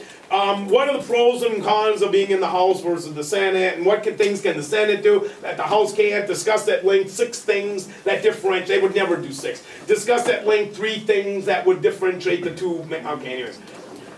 Always on the AP exam. Always. What is this? What is that? What is that? What is that?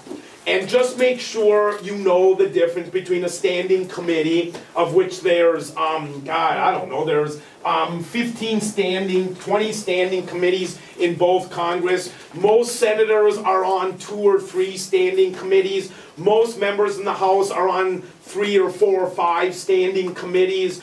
Joint committees are what it says there. Conference committees, I know it sounds horribly ridiculous, but if you watch How a Bill Becomes a Law with Bill and Ted or whoever, what? Craig. On the Crash Course videos, but you don't know what other it's on. Okay, or you watch How a Bill Becomes a Law. With Craig. Schoolhouse Rock. And they literally talk about conference committees. And then select committees, Watergate. So, okay, standing committees.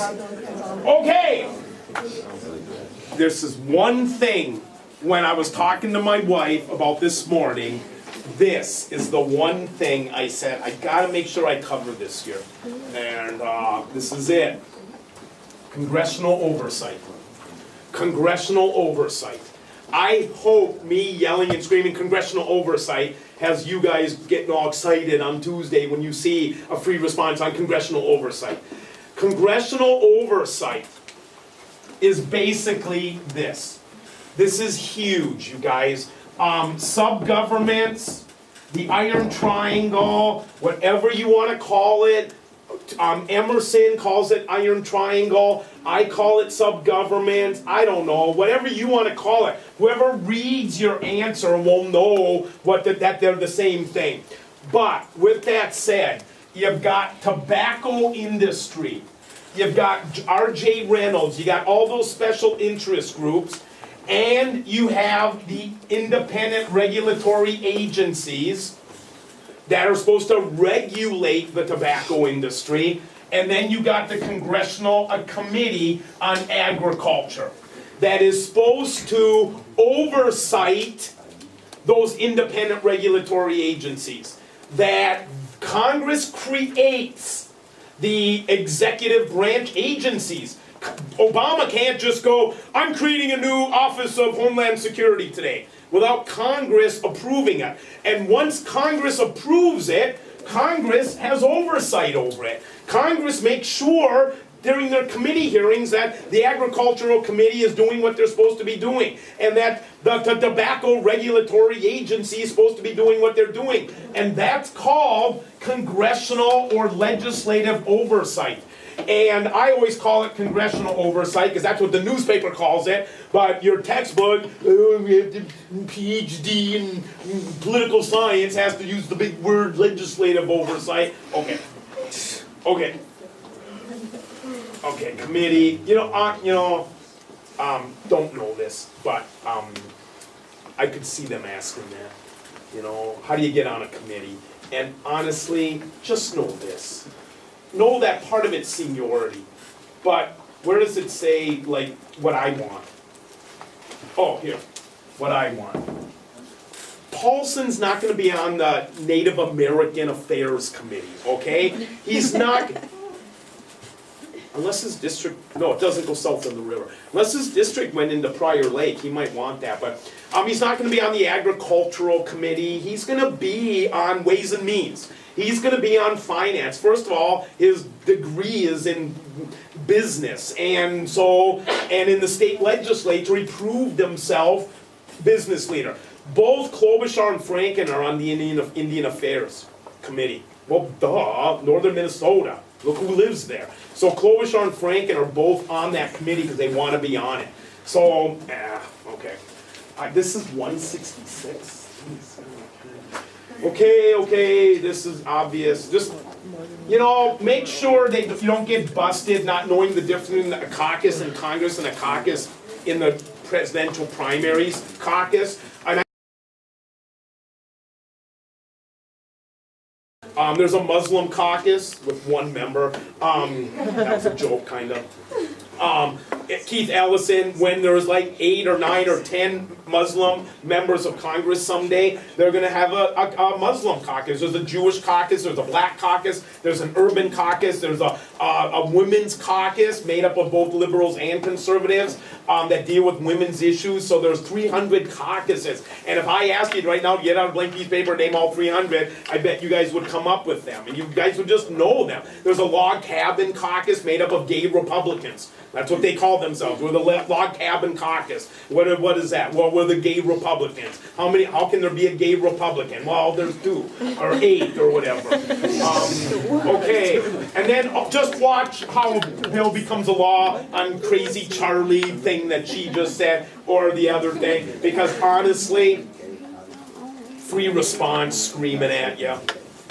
For sure, one question out of 60, 1 out of 60, how a bill becomes a law. And so, okay, chapter 13. Wait. When should a congressman vote his constituent? We'll take a break at 10. When should a congressman vote their? Does anybody have to poop or?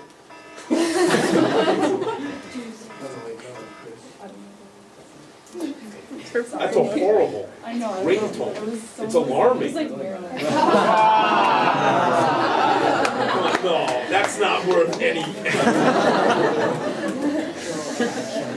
Wow. If you think that's wit, well, I don't know. Okay.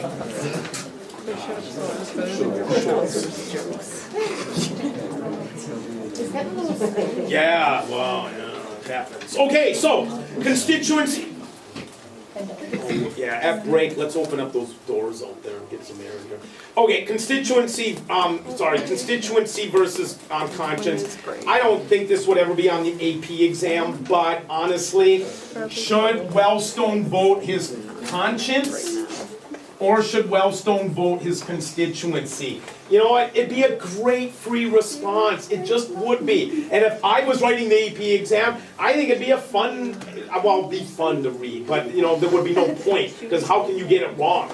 But interestingly enough, those of you that have ever read Profiles in Courage, all the profiles in courage that JFK wrote about in his book dealt with members of the United States Senate that left their constituency, voted their conscience, and paid the price for voting their conscience. And that's why he wrote the book called Profiles in Courage, as the way to pay homage to all these incredible people that voted their conscience, not their constituency. And if, that's what you did your paper on.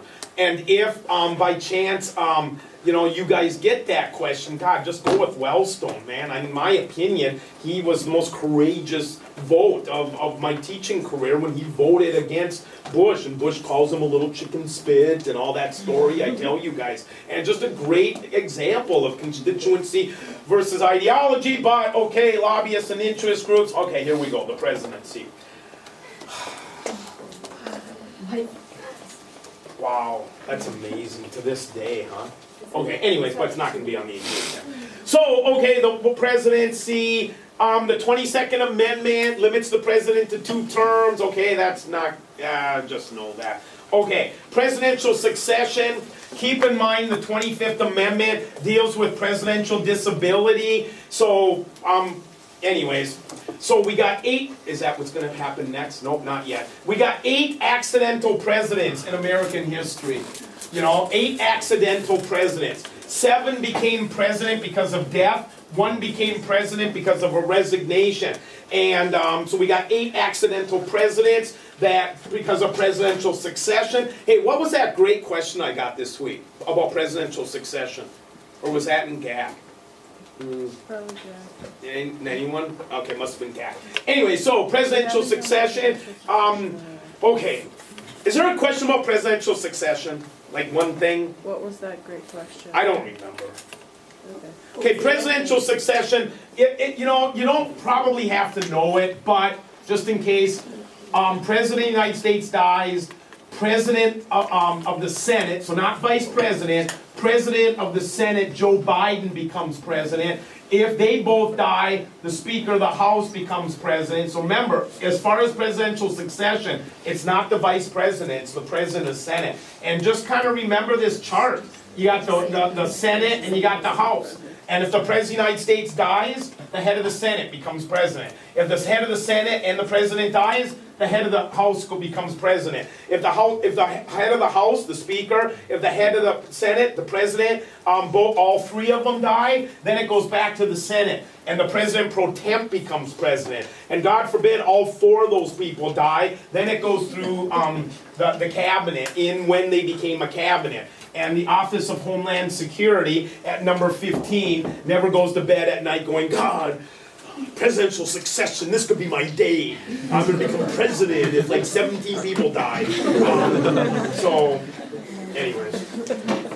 But, okay, impeachment, I already talked about it. But that's what you can be impeached for. And Johnson was impeached. Okay, moving on. Article 2 of the United States Constitution. I'd love if there was ever a question, where are the constitutional powers of the Vice President found? I would love to see a question like that. And because the answer is in Article 1. Article 1 says the only constitutional job the Vice President has is to vote in the event of a tie. And most experts on the Constitution go, oh, the constitutional powers of the Vice President are found in Article 2. That's where it talks about the President and the Vice President. Nah, the only constitutional job, besides waiting around for this to stop beating, of the Vice President is to vote in the event of a tie, and that's found in Article 1. So, anyways, but the President, the constitutional powers of the President, keep in mind, some of them are in Article 1. The power to veto, but most are in Article 2. But not all, but most are in Article 2. So, okay.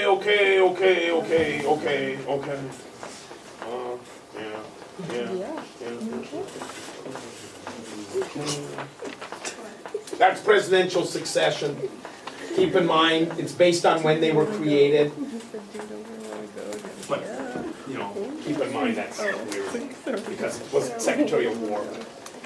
Okay, and then comes the most complicated thing to get right on the AP exam, is this stuff.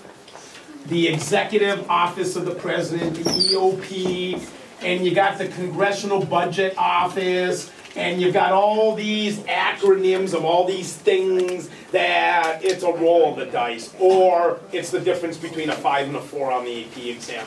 And so with that said, those of you that have been to Washington, D.C. with me, when I took you out to the White House, and right next door to the White House is the old Executive Office building. If your offices are in the old Executive Office building, you are one of these offices. That's where their offices are.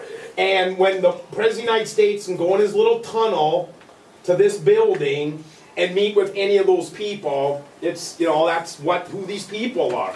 So, okay, and then, the Office of Management and Budget, do not confuse with the Congressional Budget Office. And honestly, I think that chapter in your book on how the budget works, it's a complicated stuff. And those of you that have had AP Economics, I think you kind of got that ace in your hand as far as that one chapter goes. That's pretty complicated stuff because you have to understand the difference between the OMB and the CBO and all these other government agencies. And so principal offices in the White House. These people are in the White House. These people are in the White House, okay? So these people have offices, generally speaking, in the West Wing. In the West Wing. And, okay. Oh. Free response, hang on. Free response question. Great free response question. Great.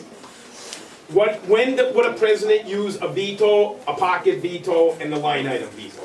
When would a president do these things? And define, okay, so first, define a veto, a pocket veto, and a line item veto, and apply an example of the veto, and the pocket veto, and the line item veto. Anyway, so with that said, veto in Latin means I forbid. So next time your parents say, go clean your room, go, veto! Veto, I forbid. You're gonna talk to me like that. And then a pocket veto. But the line item veto in Clinton versus New York. Clinton versus New York. In Clinton versus New York, Governor Dayton has the line item veto. Governor Dayton has the line item veto. I don't know, 42 governors, 33 governors. Most governors have the line item veto. Not all, but most. The President of the United States, William Jefferson Clinton, the President of the United States, William Jefferson Clinton, used the line item veto. He used it. And to veto some crap New York wanted. And he line item vetoed it. And he does not have the constitutional right, according to the Supreme Court, to use the line item veto. And anyways, yeah. I know we're talking about presidential power right now. Yeah, but no, I don't care. Whatever your question is. how, should we know all the enumerated powers of Congress? That was far back. Yeah. Muy mal. Sorry. It's too far. It's too far. It's too far, okay? We're still going. Yeah. I'm gonna, okay, we'll do this here, okay? All right, here we go. Now, here's where the AP, this is horrible, right? So, Article 1, Section 8, Clauses 1 through 17 are called the enumerated, the expressed, and the delegated powers of Congress. That's what they're called. I don't know which word they're going to use on the AP exam. I don't know what word Edwards used. I don't know if I've ever told you I have my master's degree in political science. Oh, okay. Anyways, I don't know what word they're going to use because sometimes I read books that use the express powers, and then I'll take a class at the U and they use the word enumerated powers, and then I'll read the morning paper and they'll say delegated powers. But I do know what they're talking about, and they aren't going to expect you to know all the express powers of Congress. Oh my God! But oh my God, you should know Clause 3, the Commerce Clause. The Commerce Clause is probably the most important power of Congress, that they have the ability to regulate commerce. That's huge. I would venture to guess, when you talk about, thanks for asking, it's more fun, I think, this way. When you think about congressional oversight, I would venture to guess, I'm throwing the statistic out, that 70% of all congressional oversight, things that they have to look into and decide if it's cool or not, deals with commerce.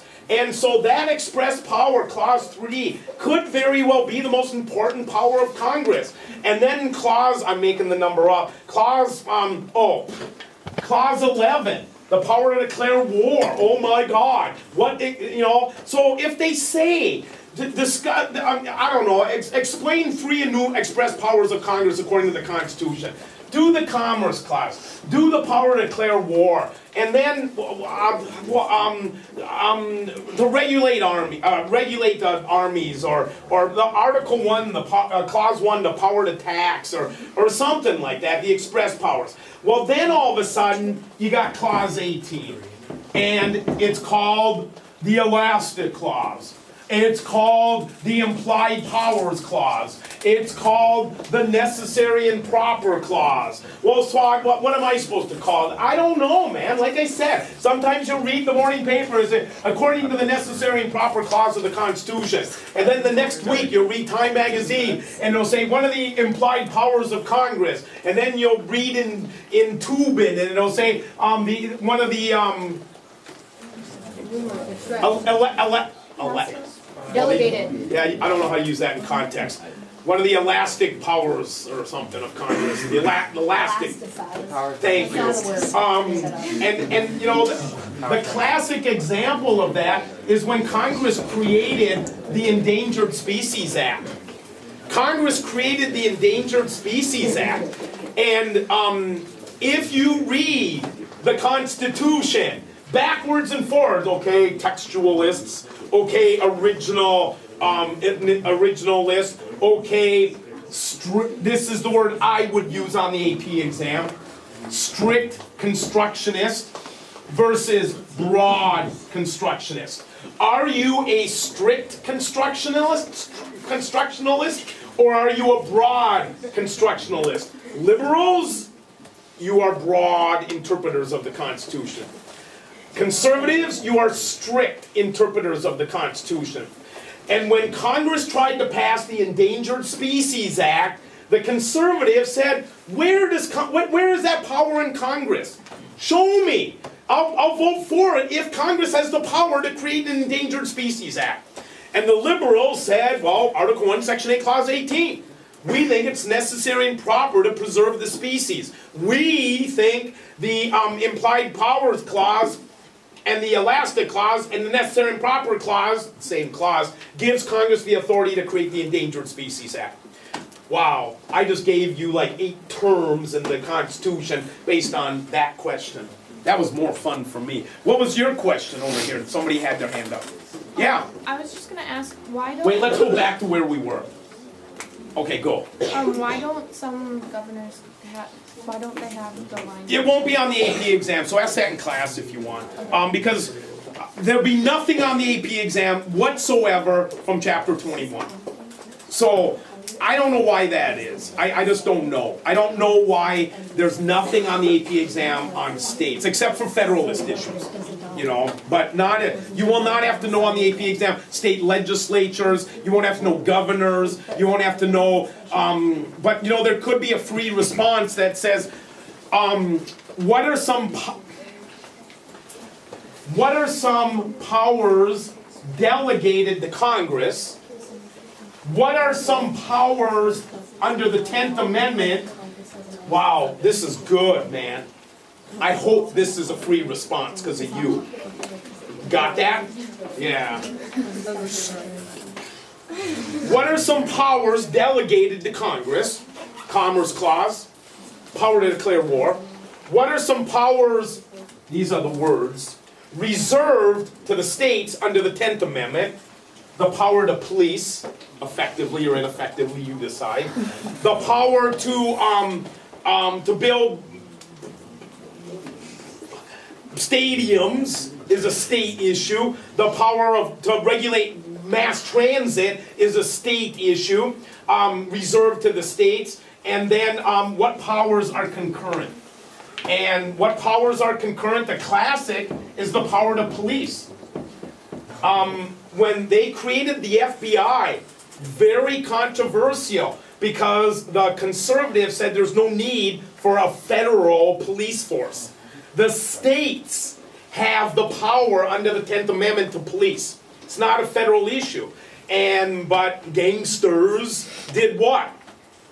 They crossed state lines, and this was a new crime concept, crossing state lines. So they created the federal police force, or you guys call it the FBI. But basically, that would be a great example of a concurrent power. See, this is great. Thanks for asking. But to ask your question in class, I'd be great to answer. Well, it's a one-sentence answer. The reason governors have line item vetoes, because the states do not have Article 1, Section 8, Clause 2. What's Article 1, Section 8, Clause 2? The power to borrow money. Who said that? Well done. The states don't have Article 1, Section 8, Clause 2, the power to borrow money. So the states can't, is it 18 trillion now? The states can't borrow $18 trillion. So every year, Governor Dayton has to balance the budget. And the states, the governors all have this thing called the line item veto because they have to balance the budget. But, and then that'd be a great example of one of the express powers of Congress. What did you ask, what express powers to know? Yeah. Yeah, so the power to borrow money, the power to regulate commerce, the power to declare war. What's Article 1, Section 8 clause? Where's the arts and sciences to promote the useful arts? It's like 9 or 8, 10, 8. Article 1, Section 8, Clause 8. Oh, Congress has the power to promote statues. No, don't pick that one. Okay. Okay.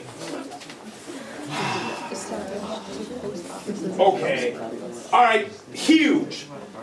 Know what happens in midterm elections vis-a-vis presidential elections. Know what happens between these two things. Because in midterm elections, this happens. This happens. This. So well, what about this? Okay, shut up. Edit that out. We shouldn't try to tell the. Are you really writing down what to edit out? Yeah. Well, we'll be out of here by 1:30 then. I'm only kidding. Don't edit anything. What do I care? There are exceptions, right? So there's exceptions to the midterm election.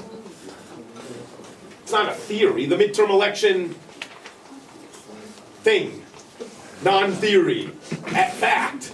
But just know what happens generally in presidential elections. Well, so what about that? Okay, I already told you. There's exceptions.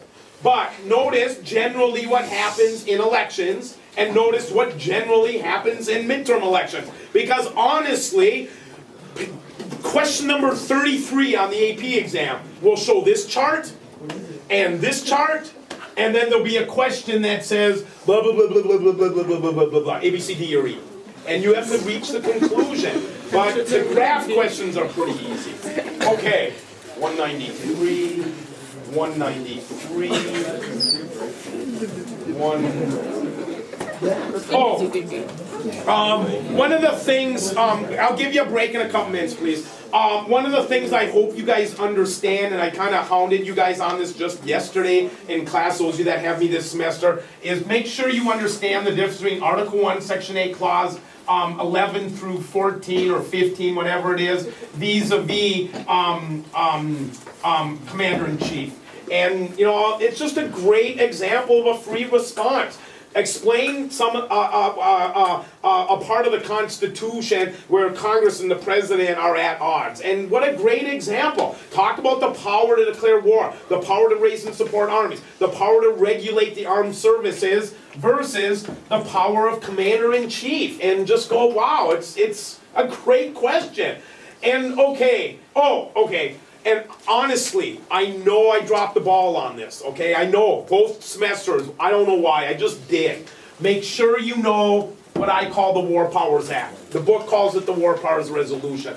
And I think most of you do because 10B, you talk about it, and it was in chapter 13. But nonetheless, just make sure you got a handle on the War Powers Act. And basically, the War Powers Act, look at when it was passed.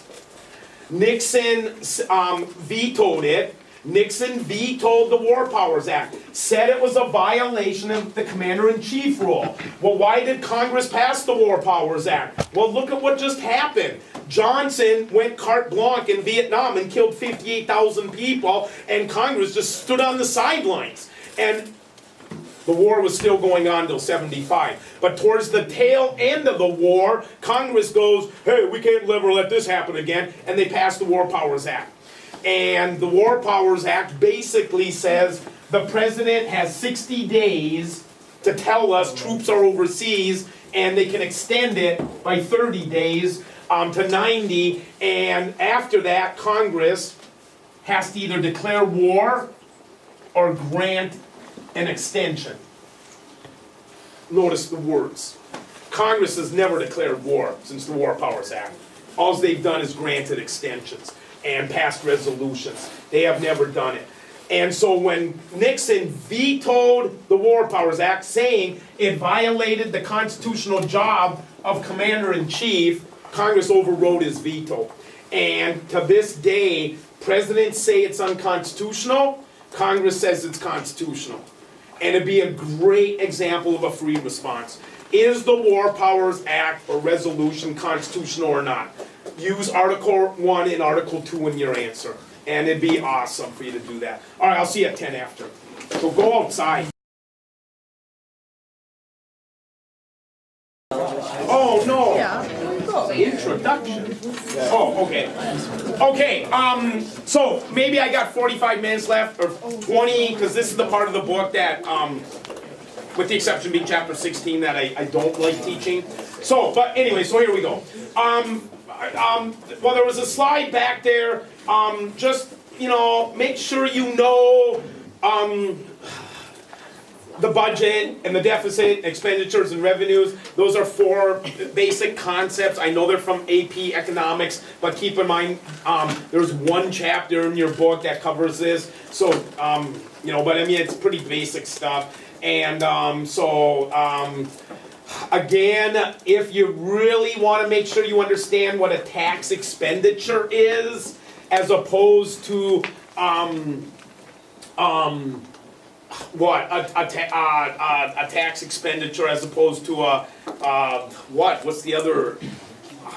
The other thing, do the thing that makes my wife the maddest, and it's that deduction for mortgage interest.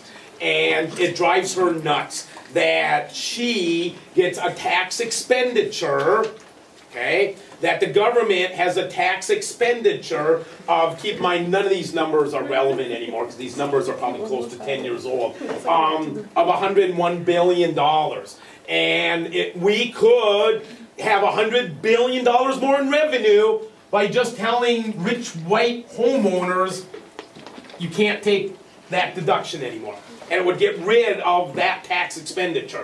And I just think it's a great example of tax expenditures. And because it's real, and it's because the charitable contributions is easy, but I think the other one is much more interesting. So, okay.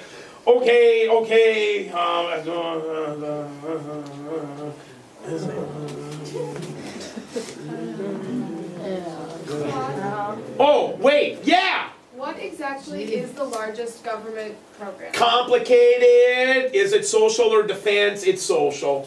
It's social. It's social spending. Here. Where's that? Right here. So there it is. There's defense right here. There's defense. So there's defense. And there is social spending. That's social spending. Keep in mind, it's mortgage deductions. Keep in mind, it's food stamps, it's Medicare, it's Medicaid, it's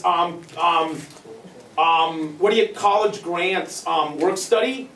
Yeah. They still have work study for college students? Yeah. That's how I paid for my first 2 years of college, was work study, because I didn't pay a dime, because I was handicapped, and because I couldn't walk. So the federal government paid for college for the first year, because I couldn't walk. And so that's where that money came from. And so if you compare this, but then comes what's complicated, not on the AP exam, but how much of this is for veterans?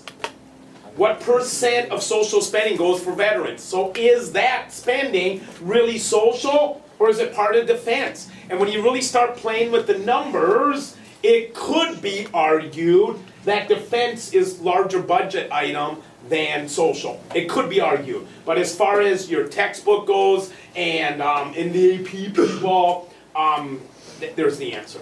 So, okay. Okay, fine, because we're hoping to... Oh, okay. Incrementalism and sequestrations. Okay? Now some of you are like, well, that's all AP economics. You know what? Maybe not. And so just make sure you know what incrementalism is. And people that are against incrementalism, there's the definition. There it is. People that are against incrementalism want sequestrations. And conservatives love sequestrations. That there's automatic budget cuts every year to balance the budget.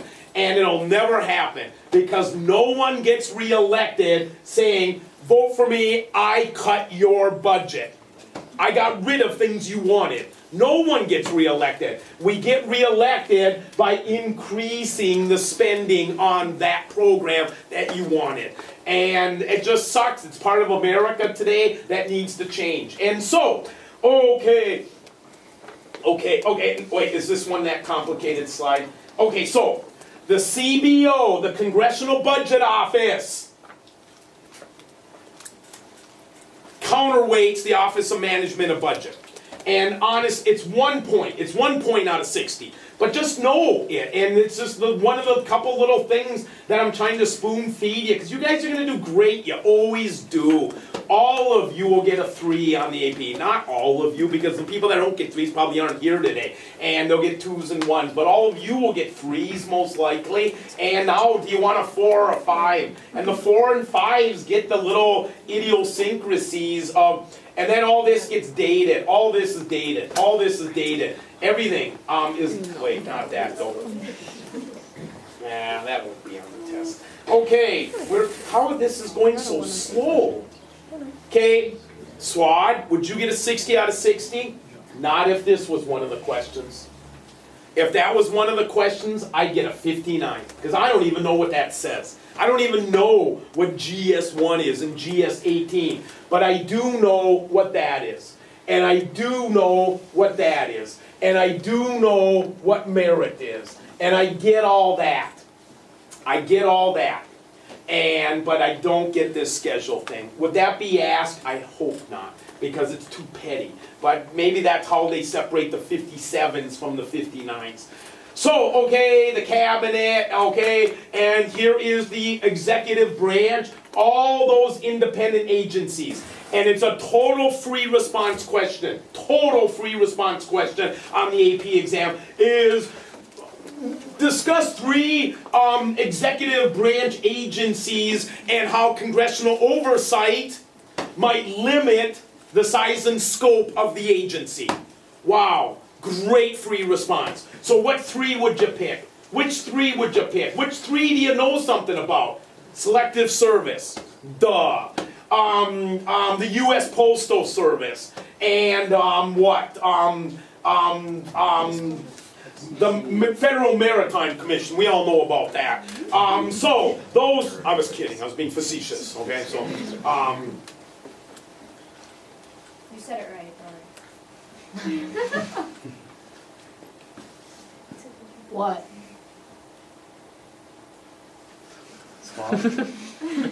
Awkward silence. are you okay? It's so dandy.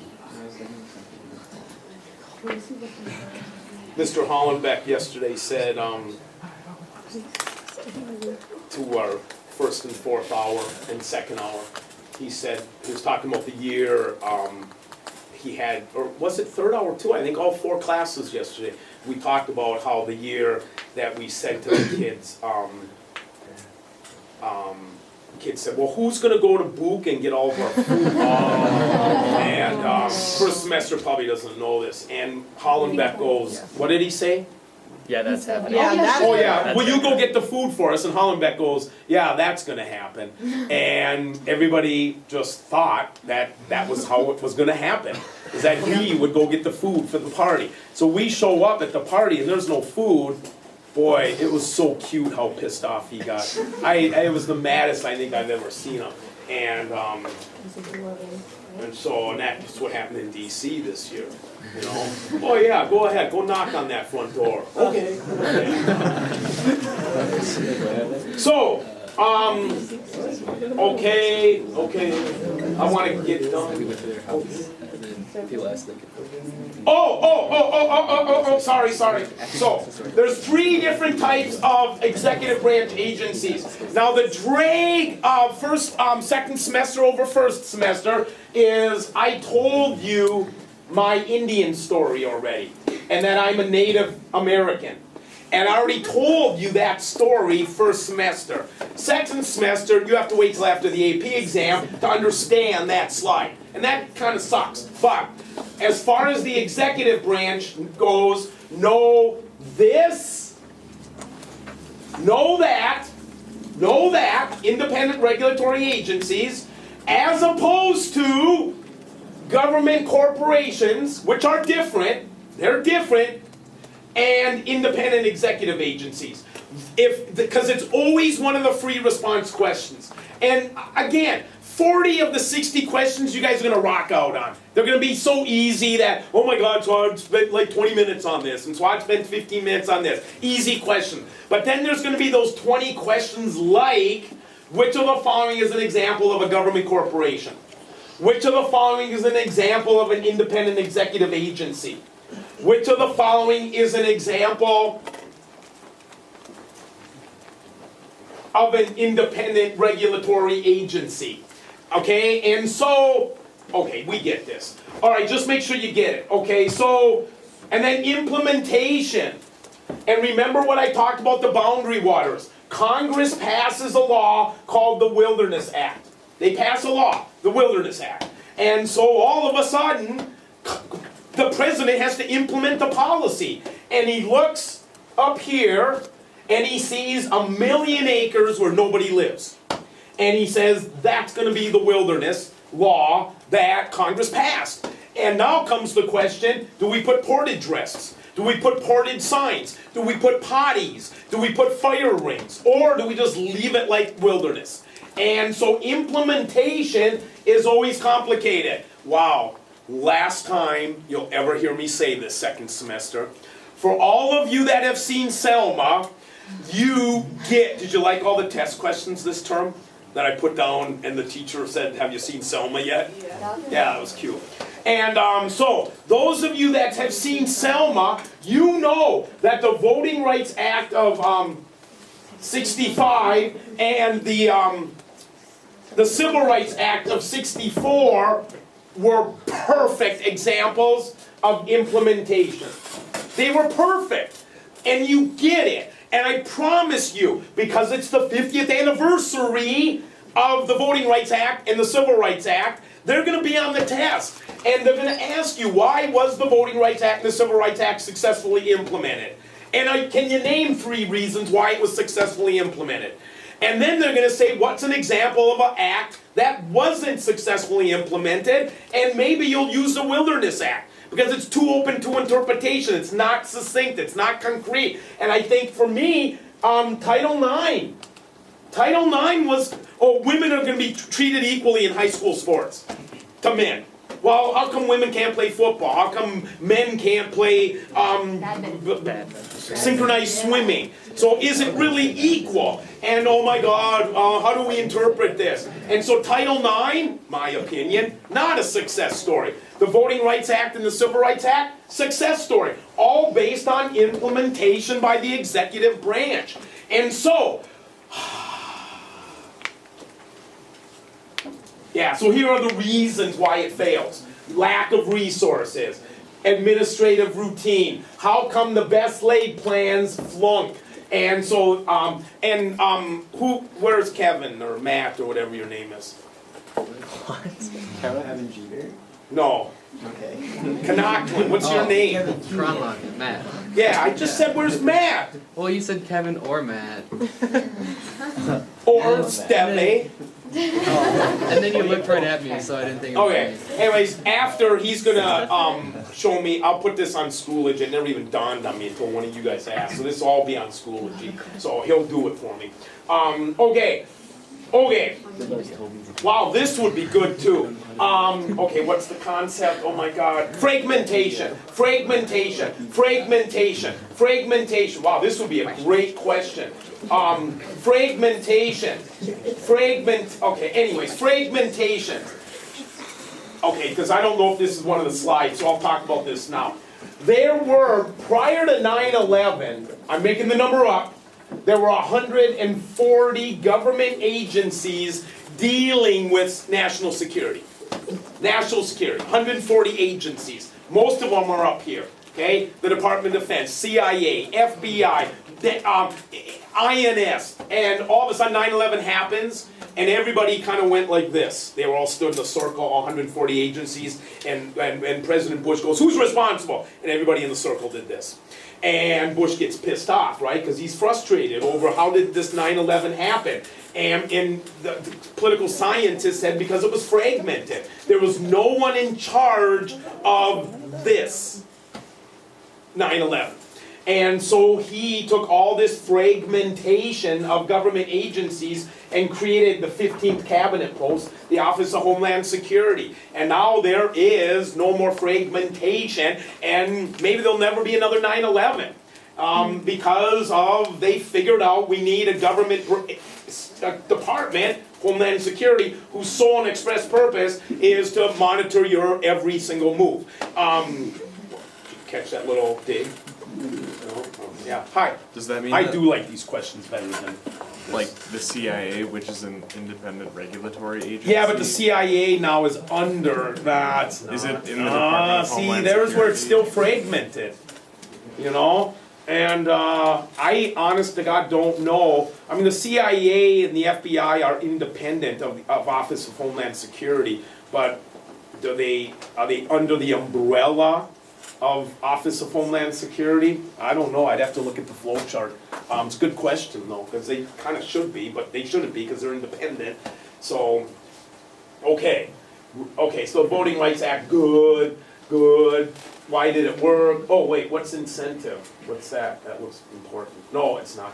Okay, the regulation, economic stuff, okay, if you see something that you think, like when I'm flying through this, oh my God, stop. I think that's kind of important. I don't know what it is. And here again, the 20 questions I'm kind of hounding you guys on today, that I thought maybe, that, because again, you guys will get the 40, right? You just will, because you're who you are, but those 20. And I think, congressional oversight is one of those concepts that maybe I didn't really hound you guys on like some of the other things, because I do kind of teach the class from a constitutional point of view, and congressional oversight is not in the Constitution, so I just want to emphasize some of the things that you may need to know. And then comes this iron triangle thing again. And honestly, you can call them iron triangles or whatever the other thing is, but just make sure you know sub-governments are iron triangles, and there it is. That's one of those charts. If you make a copy of this chart and you have it in front of you while Rollins says put everything away, and this might get you a couple points on the AP exam. Plus it just screams free response. What are the 3 roles of the iron triangle, and what's an example, or 3 examples, or 2 examples of the iron triangle? And this is the one your book gives with respect to the tobacco industry. And like I told you guys in class, they wanted the Secretary of Agriculture wanted on packs of cigarettes. The smoke coming out of the Throat. Just say throat. out of this, and on every pack of cigarettes or lungs, and these guys said no way, that's not going to happen. And so the Congress had to oversight and decide what to tell the Department of Agriculture as far as images on our packs of cigarettes. And so it's just a classic example. from first semester and second semester doesn't know anything about this yet, but I am a Native American with 180 acres of land. I have 180 acres of land as a Native American. And this group here doesn't want me to have it anymore. They say it belongs to them. And the bureaucracy, the Department of Indian Affairs, is telling me, no, the land belongs to you. And somebody has to figure out who's telling the truth or not. And I could call Paulson's office, wow, I never even thought of this, and tell him to deal with it. Wow. Because that'd be a good example of, what's it called? The third thing Congress does, like a case. Casework. Casework. That'd be a great, wow, AP scholars. What a great example of casework. Wow, I'm gonna call him Monday. In fact, I'm gonna go to his house tomorrow. I bet somebody in here knows where he lives. Okay, I'll go bang on his front door after I go to that one kid's house at like 4 in the morning. So, okay, and then we get to chapter 16.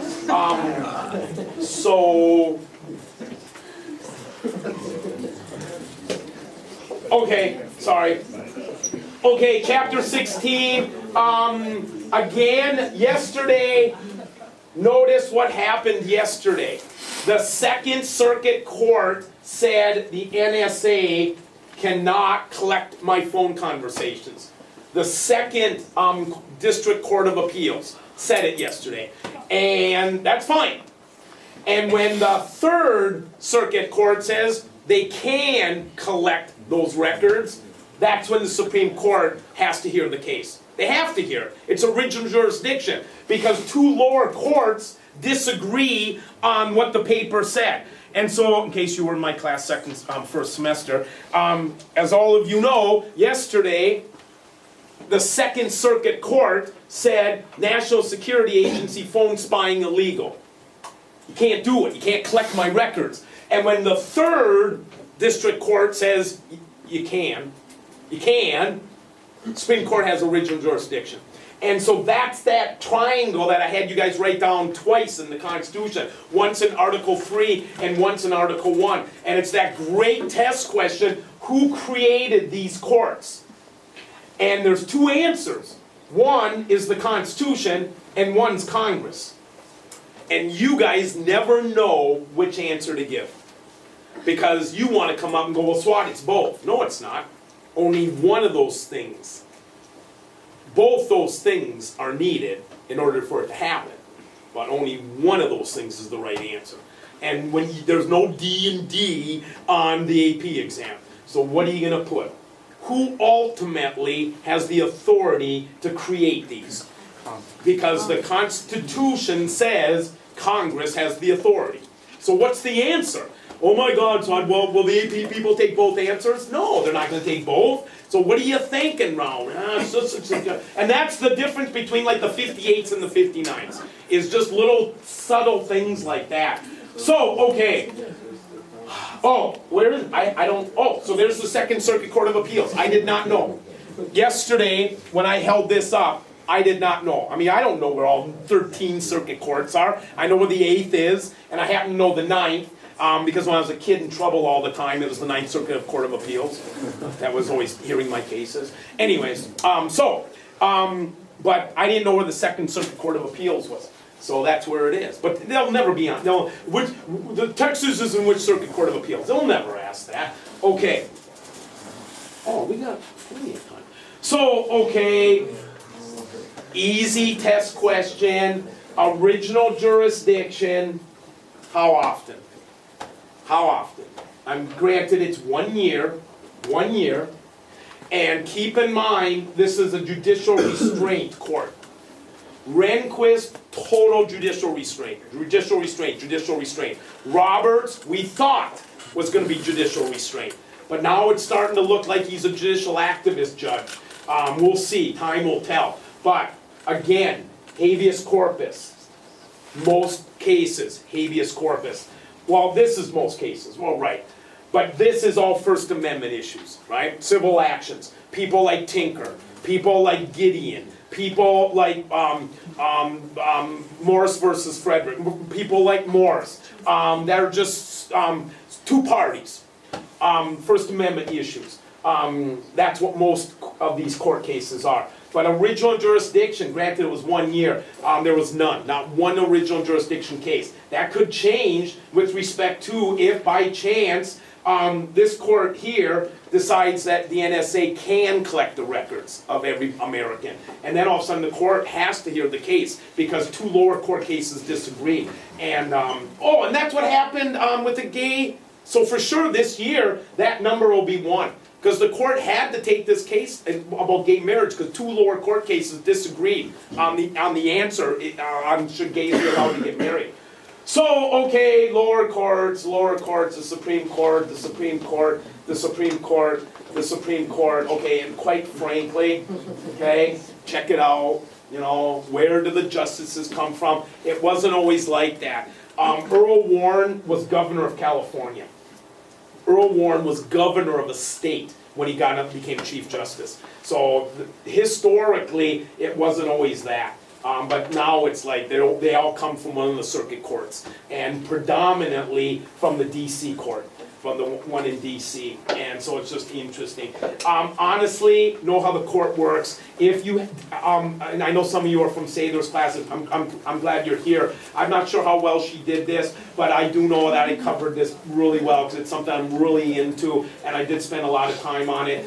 Just know that Warren used to have about 150, 140 cases a year. Rehnquist was down into the 60s and 70s, and it depends on what their judicial activism or judicial restraint. This number here, 8,000 people roughly asked the court for for a writ of certiorari. Okay, and then there's how the court works, but all you have to do is follow the news and you'll get that right. Make sure you know amicus curiae briefs and what they are, and oral arguments, and then make sure you know the difference between a majority opinion and, I mean, clearly easy question, but what's the difference between a dissenting, a concurring, and a majority opinion? And so, okay, and then always remember, man, look at, what if the lower courts just, what if the government goes, yeah, whatever. What if Eisenhower had just said, yeah, whatever, you made your decision, blacks can go to school with whites, I'm not going to enforce it. I mean, and as I told you guys, what if Andrew Jackson's precedent had carried the day? What if Andrew Jackson just, I mean, he said it. Chief Justice Marshall made his decision, now let's see him enforce it. And he sent the Native Americans, who we had a treaty with, that they could stay in Georgia for perpetuity. That's the word, perpetuity. And Jackson said, yeah, whatever. I'm sending him on the Trail of Tears, and I'm going to commit genocide to 25% of them. And what if that precedent had lasted? And I just love that in Texas, the court said you can't do a prayer at a football game. Because they used to walk out and do a prayer at a football game in Texas. They used to walk out at halftime, do a prayer. And now everybody brings their radios. And a local radio station does a prayer at halftime. And they all turn their radios on so they can do a prayer at halftime. Is that, I mean, or is that unconstitutional? Or I don't know, it's just interesting. So, wow, there aren't many Supreme Court decisions on this exam, on this PowerPoint. But that's the big kahuna. If there's one Supreme Court decision you need to know, it's Marbury versus Madison. That's it. That's the big kahuna. That one and McCulloch versus Maryland. They're the two M&M amendments. Okay? McCulloch versus Maryland and Marbury versus Madison. Again, you don't need to know the story. Oh, I don't understand what happened with the midnight appointments and why Madison wouldn't give Marbury, you know, his appointment on the court, and Jefferson and Adams. Explain that, please. No, I could explain it, but it'll never be on the AP exam. But what the court said is doesn't matter what the court said in Marbury. That Jefferson has to give Marbury his appointment. But what it did do is establish this concept of judicial review. Yeah. I'd rather do what you're asking. Well, it's kind of a short question. Yeah, great! Wait. Okay, there's those two big words, you know, judicial activism, judicial restraint. Stare decisis. Stare decisis. Hi. Can amicus curiae briefs be disregarded by the court? Yeah, if they choose not here, if if 6 of the justices get 5 billion amicus curiae briefs, yeah, whatever. Yeah, nice job filing those briefs. They just don't look. Yeah, but if 4 of the justices go, no, this is a pretty big case. We've got some pretty cool amicus curiae briefs being filed. And if 4 of the justices want it, they can take it.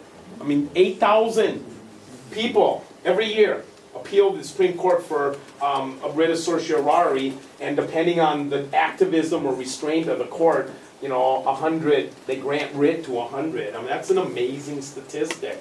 And they can do whatever they want unless it's original jurisdiction. They have to take the case if it's original jurisdiction. But you saw in 2007, that's how many original jurisdiction cases there were. Thanks for coming. So, anyways, okay. Okay, wow. I thought we already did chapter 17.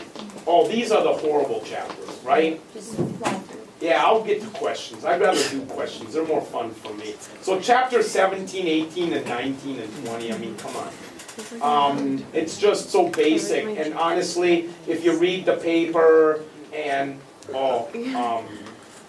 what's that one act I told you guys? Smoot-Hawley? Yeah, make sure you know Smoot-Hawley. It's usually on the AP exam, and it deals with tariffs, 1930, and it's a very important, act from American history, Smoot-Hawley, because it led to the international economic debacle of the world history. And so, okay, chapter 17, chapter 18, chapter 18. If you see something up here, so I need, I'll just make this so simple if I didn't do this. Medicare!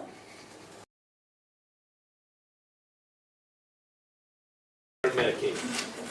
There's the difference between Medicare and Medicaid. Aid, care. Medicare, Medicaid. And so just know that, because it's always on the AP exam. Something about Medicaid, Medicare, because as I brought up yesterday or the day before, those two items are going to make up 22% of GDP by 2050.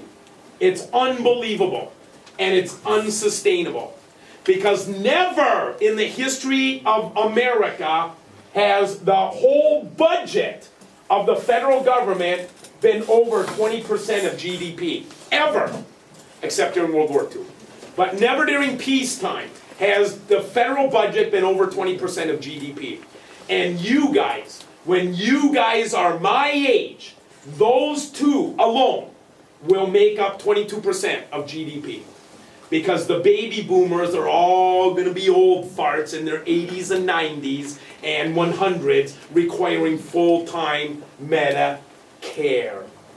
And Medicaid, if the gap between rich and poor increases and the poor can't afford good health insurance anymore, they're going to need more Medicaid. And that's what the doomsday people say. 2050, the feces hits the fan, and there's revolution in this country. Because the people getting Medicaid are sick and tired of being second-class citizens. And it's just interesting if you want to buy into that kind of stuff. Yeah? Will the NFIB kind of help with Medicaid? That's what the hope is. Totally, absolutely. And we'll see, time will tell. I know it helped the Swardzinski family, so I'm a fan. It helped our family. Obamacare. So, what if birds get in the building? What if those birds that are building the nest fly in the building? Let's just ignore them. Yeah, if we ignore it, they'll go away. Yeah, that's true. Soma. Okay. All right, so I'm just, yeah. Because they laid eggs. Yeah. This is the movie Birds all over again. Yeah. Wait, don't speak. Don't speak. Because I want to... Look, he's quiet. Yep, you're fine.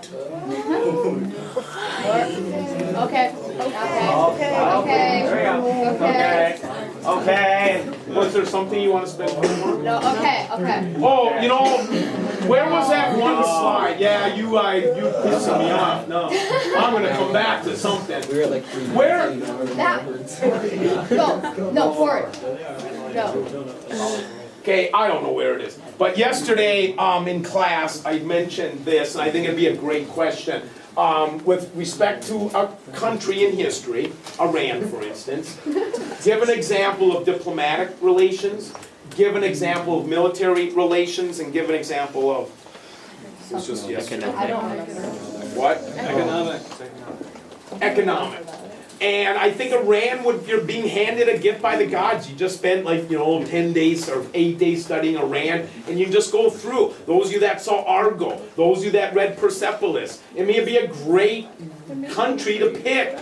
If you get the question, pick a country and address the diplomatic, military, and economic and that's one of the things I talked about yesterday in class. And so if you were from first semester, I think I did the same thing. But again, I just think it'd be a great free response.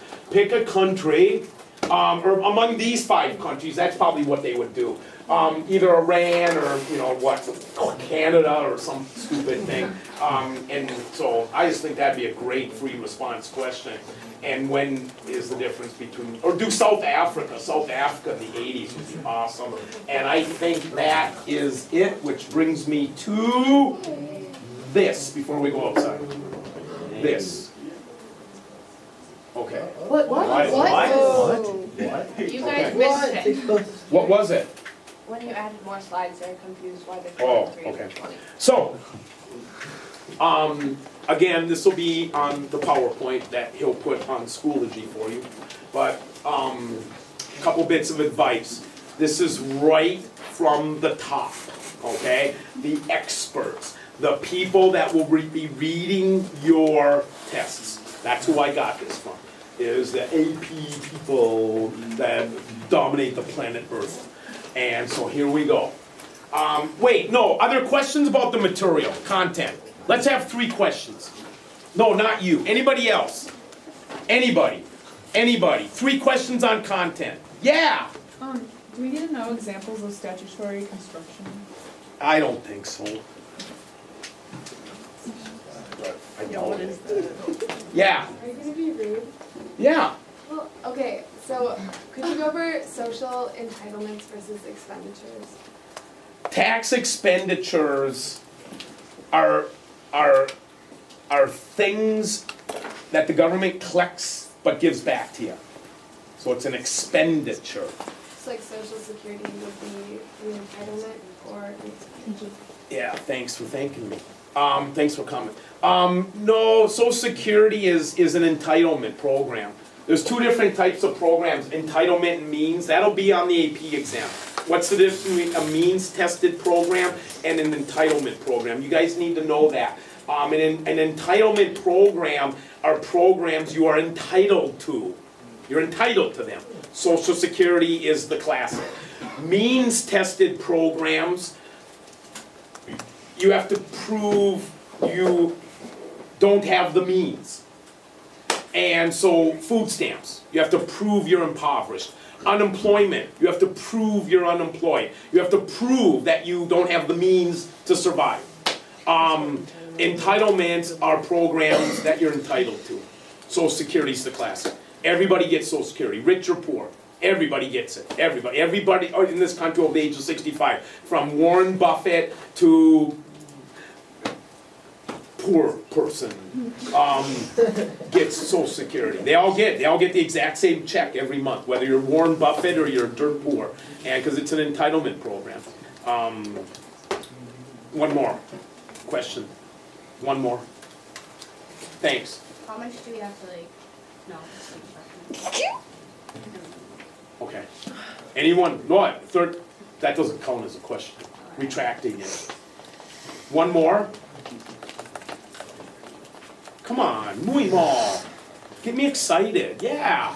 Are we gonna have to study anything about soft money? Because it was in our textbook, but you said not to study for the class. Is it gonna be on the AP exam? Well, anything with respect to campaign finance, and I remember, first semester I was gone a day in October, and Sather and I, we went to this conference where the people that read these things tell us stuff like this, and And one of the things they said is, be leery of what I'm telling you right now. But they said, you know, we just don't know how much you should be covering with respect to soft and hard money and campaign finance laws. Because A, Citizens United throws everything up into the air. B, there are billionaire lawyers in this country who don't know what's going on with campaign finance law and the difference between soft money and hard money and the difference between other limitations, you know, that I can contribute. And all this stuff is so up in the air. They said, be nervous in telling your students to not study any of that because it probably won't be on the AP exam, but now all of a sudden, you're gonna have a free response on campaign finance law, and so, but that came right from the power, because they can't tell us what the questions are. They just, you know, they can't do that. But they said, you know, because of all the changes, and that lawyers, millionaire lawyers can't figure this laws out, how can we expect, you know, college freshmen to figure it out? But then they said, but be leery of telling your students that because you never know. But take what I just said as you wish, as far as studying goes. Yeah? What acts of Congress should we know? Acts of Congress? You know, I don't, honestly, you guys, when I say the Constitution's 10% of the exam, it is. And it's like 100% of the exam. But you have to know all this other stuff that fits in. So usually on the free responses, and I'll give you a couple of examples here in a minute, and we'll go through the packet. But usually on the free response, it'll say like this. Here are 3 acts of Congress. The Wilderness Act, the Endangered Species Act, and this act, whatever. Discuss how the acts, pick 2 of them, and discuss how they were constitutional or unconstitutional, or where did Congress get the authority to pass such legislation using their informal and formal powers. And so, what acts of Congress do you need to know? I don't know. You know, the War Powers Act, I would know. I wouldn't know. I can't even answer that. For sure, the Civil Rights Act and the Voting Rights Act of 64 and 65, because I'm just telling you guys, I'd be shocked if that's not one of the free responses this year. 50th anniversary, you know, I'd be surprised. So, but who knows what it'll be. Okay, here we go, and then we'll go outside for the last hour. All right, here we go. How many of these are there? 20? Okay. So, the free response, and this would be true of all of your AP exams, you start at 0. You start at 0. So you don't start at 6 or 8, depending on the question, and they just take points off every time they see something wrong. They start at 0, and they give you points when they see you answered the question. Okay? That's how the AP exam works. So, don't spend too much time on a question. Bye, thanks for coming. Thanks, Todd. Yeah, thank you.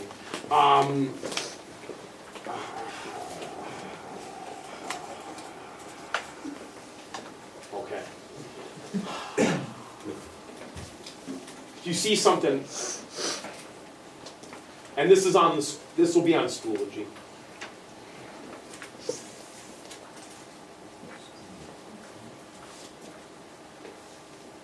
Oh, yeah. They don't do that. So if it looks too easy, then that compliment, pat yourself on the back. Because there's no trick questions. No one's trying to be an ass. No one's trying to trick you. Like I said, I've seen 10 years of these questions. 10 years.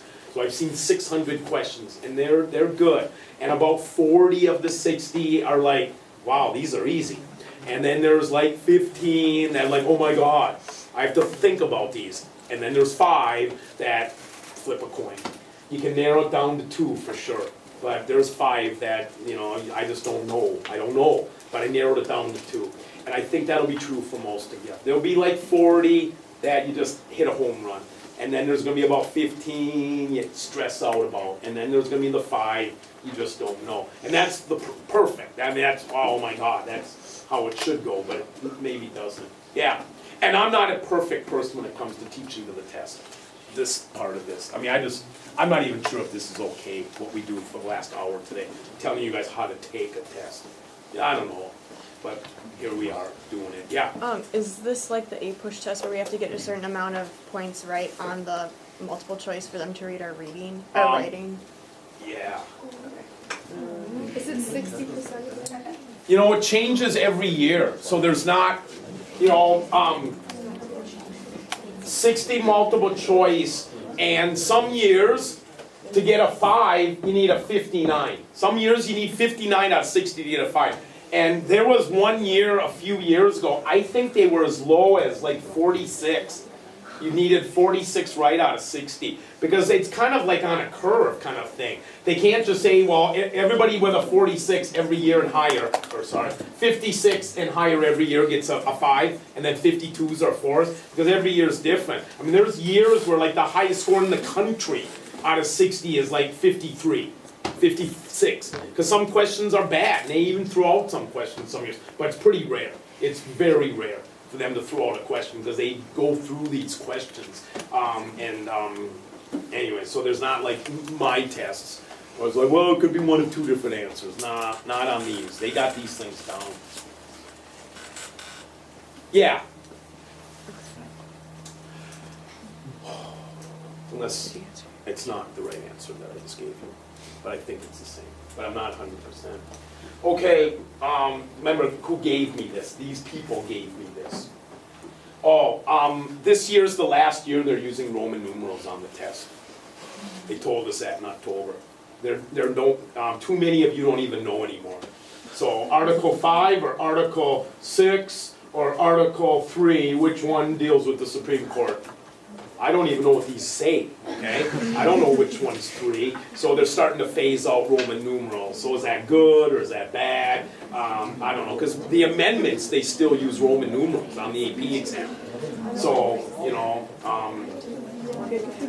what amendment, Amendment 26 deals with what? I don't know what that is saying, but, so they're starting to phase them out, rumor is.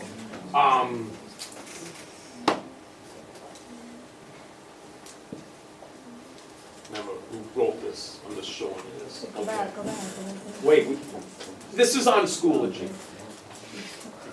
I don't know what that is. I wonder if Sather put that on there. She's trying to hit on me.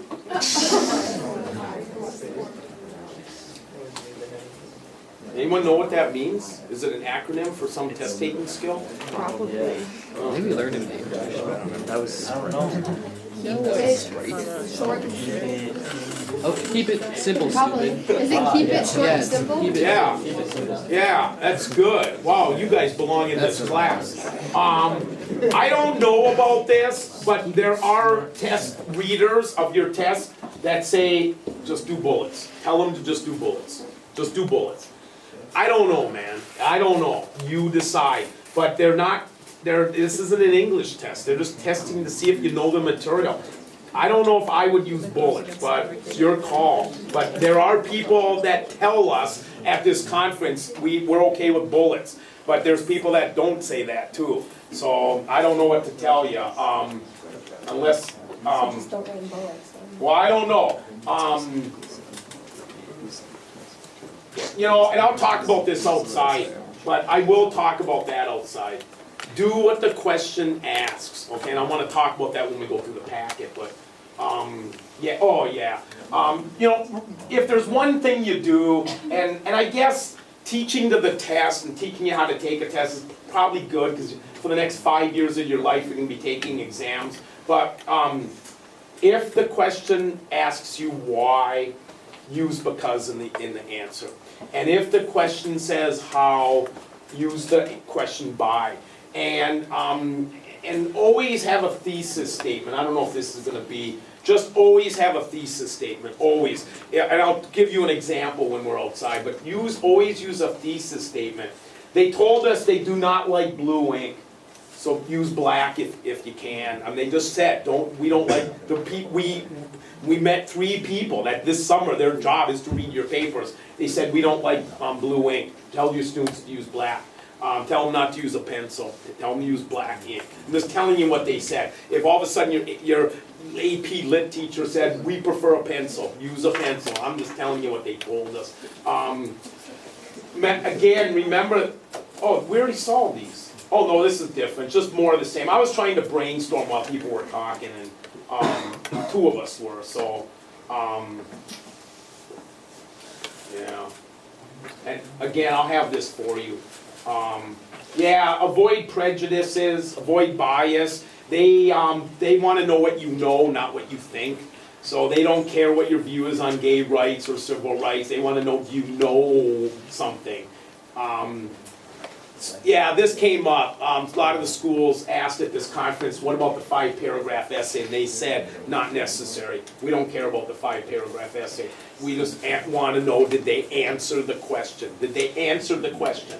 Did they answer the question? They kept saying that. Did you answer the question? And all this other stuff we just don't want to read. We don't care. But if you answered the question, you're done. Just answer the question. You don't get deducted for missed points. Last year, the example they gave for not taking points off for this, the example they gave is there was a question, a free response last year on gerrymandering. And a lot of kids said, gerrymandering, and they knew what it was, but instead of saying the House of Representatives, they said Congress. Oh. And gerrymandering has nothing to do with the Senate. It has everything to do with the House. And so, can those birds get to the thing? Because I just heard them chirping. It's okay. They're They can probably still building get in their there? nest.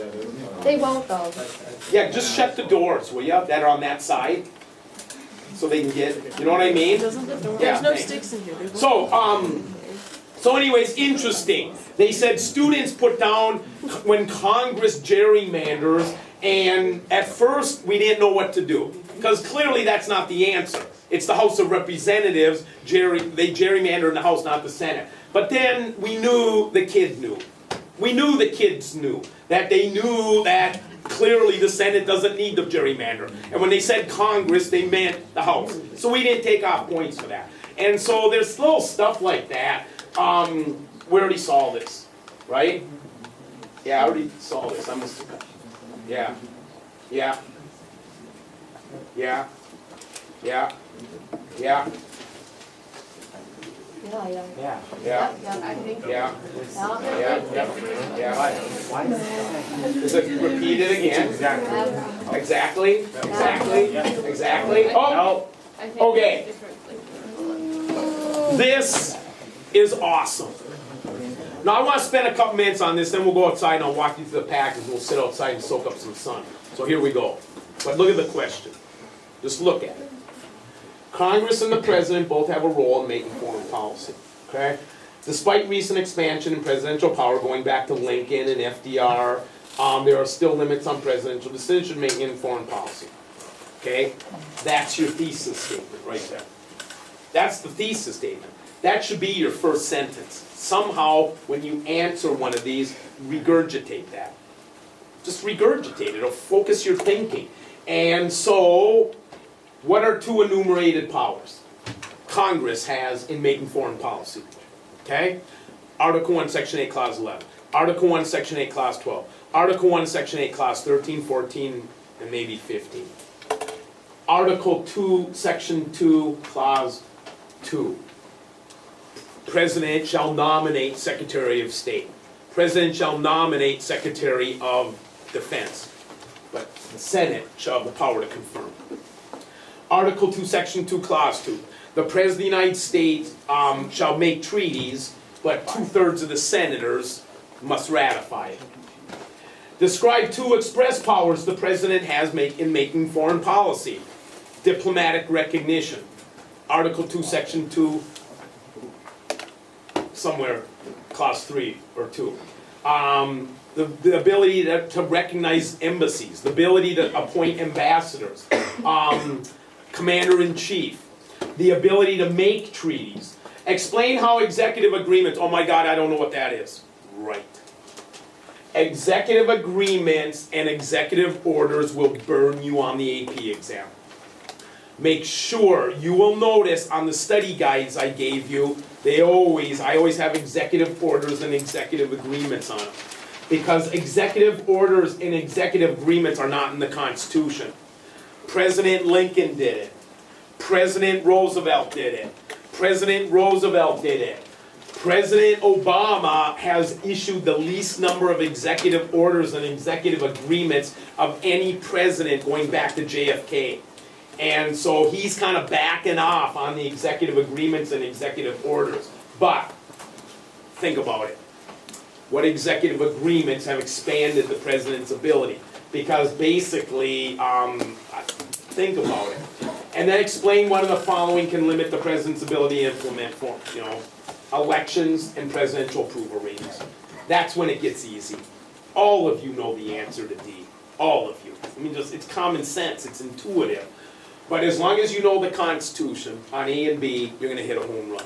As long as, God, executive agreements, what are those again? Oh yeah, that's right. Just like executive orders, but executive agreements aren't executive orders. Executive orders are domestic, executive agreements are foreign. That's the difference between an agreement and an order. Orders are like Japanese internment camps. Orders are like, I cannot assassinate world leaders. Executive agreements are agreements. Who did he just make one with? That's controversial. Oh, Iran. Executive agreement with Iran. We will lift economic sanctions if you play by the rules. The Republicans in Congress are going mental. Hey, we have the right to ratify treaties. Well, yeah, but you don't have the right to ratify executive agreements. So that's why executive orders and executive agreements, people think they're unconstitutional, because the president doesn't have the power. So it's a great example of what you're living through with Iran. Okay, and there's the answers. There's the answers to part A. There they are. What would you have said? What would you have said? There's the answer to A. There's the answer to B. There's the answer to B. There's the answer to C. No interference from Congress, even if the Republicans say differently. But there is the answer to C, and there's D. There's D. The part that's intuitive. And that is the AP exam. And that is why, with the exception of AP Cal, because Vince Thomas is amazing, I think this is the test that has the most 5s on it, statistically speaking, of those that take it. And because it's just, it's easy, somewhat. But, okay. Okay. Okay. Can we go outside? Yep. Okay, bring the packet.